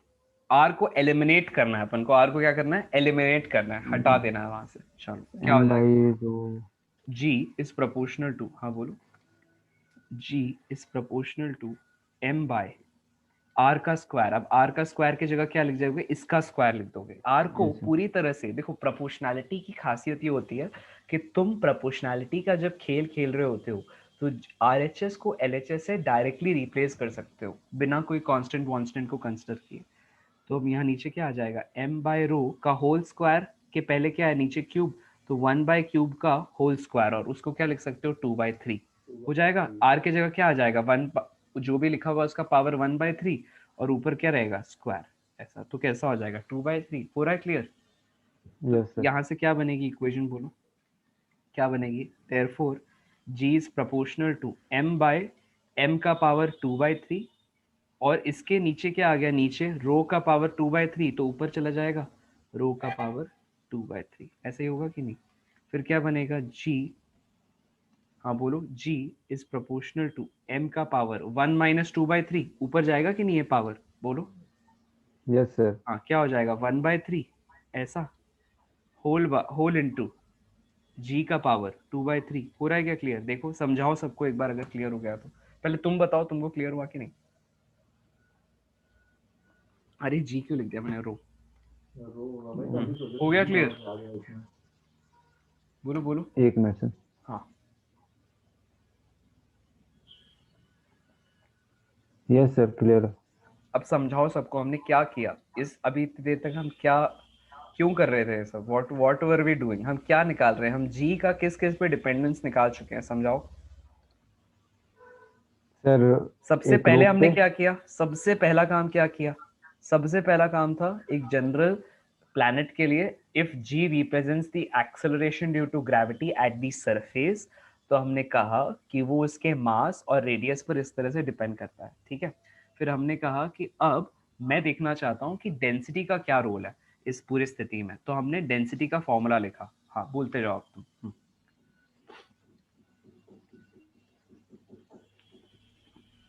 डेंसिटी का फॉर्मूला लिख के क्या किया? कहानी आगे बढ़ाओ।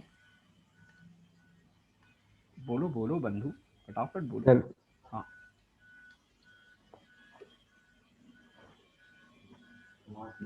यहाँ से हमने कांस्टेंट हटा दिया। क्या किया हमने? इस कांस्टेंट को रिमूव कर दिया। और जब भी तुम कांस्टेंट रिमूव करते हो, इक्वल टू रिमूव करते हो तो क्या आ जाता है? प्रोपोर्शनैलिटी। क्या करते हो? कांस्टेंट और yes sir. Equal to remove करते हो तो क्या आ जाता है? प्रोपोर्शनैलिटी। तो रो किसके प्रोपोर्शनल हो गया? एम और M divided by R cube के। फिर हमने क्या किया? अब मैं कह रहा हूँ मुझे यहाँ पर एक ऐसा फॉर्मूला लेकर आना है जिसमें जिसमें r और रो हो m ना हो। तो मैंने क्या किया, m का फॉर्मूला क्या लिखा, जरा बोलो, m का फॉर्मूला क्या लिखा, आर r क्यू क्यूब रो, बाई रो। और उसको R क्या क्यूब कर रो। दिया, यहाँ पे सब्स्टिट्यूट कर दिया, उसको m की जगह सब्स्टिट्यूट कर दिया, दिख रहा है क्या, यस सर। है ना। तो हम यहाँ से हम इस जो भी हमारे पास ये फॉर्मूला था, इससे हम यहाँ कूदे, हमने देखा कि m कैसे डिपेंड कर रहा है, बेसिकली यहाँ से यहाँ गए, ठीक है, फिर इसको इसमें सब्स्टिट्यूट किया, जिससे हमारे पास ये रिलेशन आया, उससे हमारे पास ये रिलेशन आया। हुई क्या बात क्लियर? Yes sir. ठीक है, तो इससे हमने m को एलिमिनेट कर दिया। अब मैं कहता हूँ कि भैया मुझे r को एलिमिनेट करना है, तो तुमने यहाँ क्या किया, r क्यूब की पहले वैल्यू निकाला, फिर r की तुमने देखा कैसे डिपेंडेंस हो रहा है मास और रो पे, और जो भी यहाँ से एक्सप्रेशन आया r का, जो भी एक्सप्रेशन आया उसको कहाँ सब्स्टिट्यूट कर दिया, बोलो सर यहाँ, आर की जगह। हाँ r की जगह सब्स्टिट्यूट कर दिया। उससे क्या हुआ, इसको जब तुमने यहाँ सब्स्टिट्यूट किया तो क्या हो गया, एक नई इक्वेशन बन के आया कि g क्वेश्चन कैसे, जी। हाँ g कैसे m और रो पे डिपेंड कर रहा है, रो पूरा पे। क्लियर। Yes sir. और यस फिर सर। उससे अपन आगे बढ़ते गए और हमने ये 3 रिलेशन निकाल लिए। देखो अब इसको रटना नहीं है, तुम्हें एग्जाम में इसको ऐसे ही करना है जैसे मैंने अभी किया, मतलब विद इन सेकेंड्स तुम्हारे आंसर आने चाहिए और बनेंगे तुमसे सवाल। अब तुम्हारा वाला सवाल पढ़ो। तो मैं आदित्य के तुमने ग्रुप पे भेजा है क्या कि मुझे भेजा है? मुझे नो सर, आपको पर्सनली भेजा। ठीक है, देखो अब तुमने जो सवाल भेजा है वो क्वेश्चन कहता है आपको कि अगर अर्थ का रेडियस, ध्यान से देखो सभी लोग, हमने सबसे पहले जो भी एक्सप्रेशन लिखे, जो फॉर्मूलाज देखे, उनको यहाँ फिर से लिख लेते हैं। हमने अभी पढ़ा कि G M is equal to G R square. इससे हमको समझ में आ रहा है कि अगर अर्थ का जो मास है वो कांस्टेंट रहे, और जी तो हमेशा कांस्टेंट होता ही है, तो मैं क्या कह सकता हूँ कि जो कैपिटल जी है उसको मैं लिख सकता हूँ some constant by R square, लिख सकता हूँ ऐसा कुछ। इससे अब क्वेश्चन बोलता है कि अगर radius of the Earth shrinks by, shrinks का मतलब क्या होता है, कम हो जाए, कितने परसेंट से, 1% से, तो एक्सेलरेशन ड्यू टू ग्रेविटी का सबसे ज्यादा चेंज कहाँ आएगा। अच्छा ठीक है, ये इस तरह से पूछ रहा है सवाल। ओके, तो ना यहाँ पर हम लोग एक चेंज लेकर आते हैं। मैं इसके अलावा कुछ और चीजें पढ़ाऊंगा। अभी तो हमने जो फेज ये वाला जो फंडा देखा है, सपोज मैं कह रहा हूँ कि जरा एक्सेलरेशन ड्यू टू ग्रेविटी में, मैं तुम्हारे क्वेश्चन को थोड़ा बदल रहा हूँ, एक्सेलरेशन ड्यू टू ग्रेविटी में कितना चेंज आएगा, सपोज ये पूछ लिया, कैसे करोगे? मास सेम रहता है, क्वेश्चन दिया हुआ है, हाँ कैसे करोगे बोलो? Percentage change in acceleration due to gravity, बढ़ती है घटती है? सर इसमें पावर के साथ सर वो delta R by R multiply हो जाएगा। परसेंटेज चेंज, कुछ तो मस्त बोल रहा है बात आदित्य, क्या मस्त बात बोल रहा है, जरा रिकॉल करो। एक चैप्टर आता है, क्या नाम है चैप्टर का, इसको अपन ने थोड़ा सा रिकॉल किया था जब अपन लोग क्या देख रहे थे, वर्क पावर एनर्जी में, काइनेटिक एनर्जी में इतना चेंज आता है तो मोमेंटम में कितना होगा, इस तरह के सवाल कराए हैं मैंने क्लास में, याद करो। अगर कोई भी एक क्वांटिटी z, आदित्य भूल गए हो शायद, देखो कोई भी एक क्वांटिटी z डिपेंड करती है दूसरी क्वांटिटीज पे, लेट्स से x, y और z, और यहाँ पर आता है एक कांस्टेंट, यहाँ मैं ले लेता हूँ a, यहाँ ले लेता हूँ b और यहाँ ले लेता हूँ c। तो अगर z में कुछ फ्रैक्शनल चेंज आए, क्या आदित्य, फ्रैक्शनल चेंज आए, तो मैं क्या लिख सकता हूँ, a times of delta x by x X. Plus b times of delta y by y minus c times of delta z by z। ये क्या दे रहा है, ये क्या दे रहा है, ये बता रहा है this is the fractional change in z, ये दे रहा है फ्रैक्शनल चेंज इन z। और जब तुम फ्रैक्शनल चेंज इन z को 100 से मल्टीप्लाई कर दोगे तो क्या आ जाएगा, परसेंटेज चेंज इन z। जैसे अगर कोई क्वांटिटी 1/5 से चेंज हो गई, इसका मतलब उसमें कितने परसेंट का चेंज आया, 20% का। कोई क्वांटिटी अगर 2/5 से चेंज हो गई, इसका मतलब उसमें कितने परसेंट का चेंज आया, 40% का। हो रही है क्या बात क्लियर? Yes sir. हाँ, जब भी तुम परसेंटेज चेंज की बात करते हो और उसे 100 से मल्टीप्लाई कर देते हो, तो जो नई क्वांटिटी आती है दैट डिपेंड्स अपॉन दैट जो भी that gives you percentage change. ठीक है, अब सपोज मैं तुमसे तुम्हारा क्वेश्चन थोड़ा सा बदल रहा हूँ, ठीक है, परसेंटेज चेंज इन जी निकालना है। अब यहाँ पर जैसा ये एक्सप्रेशन था वैसा ही ये वाला एक्सप्रेशन भी है। यहाँ क्या हो रहा है, यहाँ पर हम लिख सकते हैं delta G by G is equal to, बोलो क्या हो जाएगा, कोई भी कांस्टेंट तो देखो मैं इग्नोर कर दिया, यहाँ के है ही नहीं, तो यहाँ पे जो कांस्टेंट है उससे कोई फर्क नहीं पड़ता, सिर्फ चेंज से फर्क पड़ेगा। चेंज किस में हो रहा है, वेरिएबल कौन है, आर है। तो मैं क्या लिख सकता हूँ, माइनस ऑफ, देखो जो नीचे था, जो वैल्यू नीचे थी वो सामने आ गया विद अ नेगेटिव साइन, है ना। तो यहाँ पे 2 कैसा आ जाएगा, सामने आ जाएगा विद अ नेगेटिव साइन। हो रहा है क्या क्लियर, ऐसा -2 डेल्टा आर बाय आर, हो रहा है क्या क्लियर, देखो। लेकिन ये क्या है, ये फ्रैक्शनल चेंज है, इसको किससे मल्टीप्लाई कर देते हैं, 100 से मल्टीप्लाई कर देते हैं। किससे मल्टीप्लाई कर देते हैं, 100 से मल्टीप्लाई कर देते हैं। तो 100 से मल्टीप्लाई करने का क्या कर देगा, ये आपको दे रहा है परसेंटेज चेंज। क्या दे रहा है, परसेंटेज चेंज। इसका मतलब अब आपको यहां से जो वैल्यू मिल के आएगी वो परसेंटेज चेंज देगी। तो देखो, तो परसेंटेज चेंज कितना आता है आर में, -1/2, सॉरी जी में कितना आता है, तो जी का percentage change will be equal to R में कितना परसेंटेज चेंज आया, देखो 1% का। तो इसका मतलब मुझे इसकी जगह क्या डालना है, 1% डालना है कि नहीं। और डिक्रीज हो रहा है, मतलब क्या डालूं, नेगेटिव। कैसी साइन डालूं, नेगेटिव, ऐसा हो जाएगा। लेकिन इसका मतलब जी क्या हो जाएगा, 2% से इंक्रीज हो जाएगा। प्लस आ रहा है, प्लस का मतलब क्या हो गया, राइज। इसका मतलब हम क्या कह सकते हैं, जी क्या हो गया, 2% से राइज हो गया। हुई क्या बात क्लियर, पहले बताओ यहाँ तक क्लियर हुआ क्या, हुआ पक्का? Yes sir. देखो एक बार पहले लिखो इतना, तुम्हारे वाले क्वेश्चन पे आ रहे हैं। तुम्हारी भी क्लास का टाइम हो रहा है, अगली वाली कुछ शुरू हो रही है 9 बजे, तो फिर कल कंटिन्यू करते हैं यहाँ से। टुमारो वील कंटिन्यू, फटाफट से एक रिवीजन करते हैं, तुम्हारे क्वेश्चंस भी देख लेंगे। मुझे एक बार ना क्लास के पहले भेज दिया करो आदित्य सारे सवाल, ठीक है, जो तुम्हें डिस्कस करना है उस पर्टिकुलर यूनिट से। चलो, खासकर उस टॉपिक के होने के बाद, मतलब ये टॉपिक हो जाएगा तो तुम कोई डाउट्स ही नहीं रहेंगे। खैर चलो, अब देखते हैं वेक्टर्स और ग्रेविटेशन में हमने आज क्या देखा। काफी सारा तुम लोगों को वेक्टर्स का रिवीजन हमने कराया। सबसे पहले देखा कि एक वेक्टर को मैग्नीट्यूड और वेक्टर से बनाते हैं, उसके डायरेक्शन से। क्रॉस प्रोडक्ट आज हमने नहीं देखा है, ठीक है, लेकिन मैं लिख दे रहा हूँ तुम लोगों के लेटर रेफरेंस के लिए। इसको इस तरह से रिप्रेजेंट करते हैं, ठीक है। इसमें एक मैग्नीट्यूड होता है और डायरेक्शन भी होता है। इसका मैग्नीट्यूड लेट्स से अगर ऐसे रिप्रेजेंट किया जा रहा है, ए बी, तो A B sine theta is the magnitude, और साथ में एन वेक्टर। ये एन वेक्टर जो होता है, इसकी खासियत होती है कि ए के भी परपेंडिकुलर होता है और बी के भी परपेंडिकुलर होता है। उसके बाद हम लोग पोजीशन वेक्टर की बात करते हैं, फिर हम लोग और आगे बढ़ते गए। फिर हमने अलग अलग तरह से कैसे पोजीशन वेक्टर से आप वेक्टर निकालते हो वो देखा, ठीक है।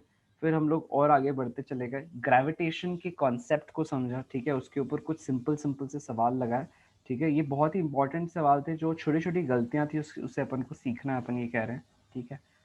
राइट, जो अपन ने आज सीखा उसका देखो कैसे अपन ने यूज किया। इसलिए मैंने बताया वेक्टर्स की समझ बहुत अच्छी चाहिए अगर अपन ग्रेविटेशन के क्वेश्चंस को धड़ धड़ बनाना चाहते हैं। फिर तुम्हारे क्वेश्चन के लिए अपन ने जी का वेरिएशन देखा। पिछली क्लास में जो अपन ने कुछ कुछ ग्रेविटेशन से चीजें देखी थी ना, उनको अपन रिपीट करेंगे आने वाली क्लासेस में। आज जो अपन ने यहाँ देखा है ये एंड नहीं है, इसके ऊपर एप्लीकेशन बहुत सारे क्वेश्चन लगेंगे। तो जरा अगली क्लास से पहले बस इस क्लास को अच्छे से रिवाइज करके आना। तुम्हारे पास कोई मटेरियल है तो उसको लगाना शुरू करो, मुझे याद दिला देना, मुझे तुम्हारे मटेरियल डालने हैं ग्रुप पे, तो आई पुट इट, ठीक है। ओके, कोई डाउट हो अभिषेक तो तुम रुक के पूछ सकते हो। आदित्य, सिद्धार्थ, आप लोग कल क्लास के बाद थोड़ा सा रुक के पूछ सकते हो। अपन कोशिश करेंगे कल थोड़ी जल्दी खत्म करते हैं। Thank you very much, bye bye, take care. Thank you sir. Thank you.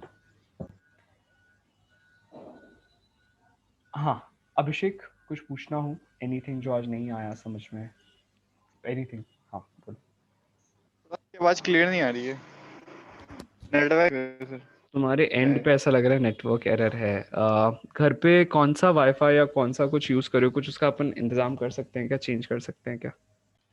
तो हम लोगों ने आज की क्लास में काफ़ी कुछ जाना, सीखा और समझा, है ना। इसी तरह से आने वाले लेक्चर्स में भी आगे बढ़ते रहेंगे, सीखते रहेंगे, समझते रहेंगे, फिजिक्स की मज़े लेते रहेंगे। अगर आप भी इस तरह से इन क्लासेस को जीना चाहते हैं, फिजिक्स को लाइव इंटरेक्शन के जरिए समझना चाहते हैं, तो feel free to contact me on my number. It is 7974355374। I repeat 7974355374। So thank you very much, take care, bye bye. मेरा नाम है खुशवंत पतनानी। आगे बढ़ेंगे और भी मजे लेंगे फिजिक्स के, तब तक के लिए नमस्कार, और हृदय से मेरे आपके दिल को नमस्कार, बाय बाय।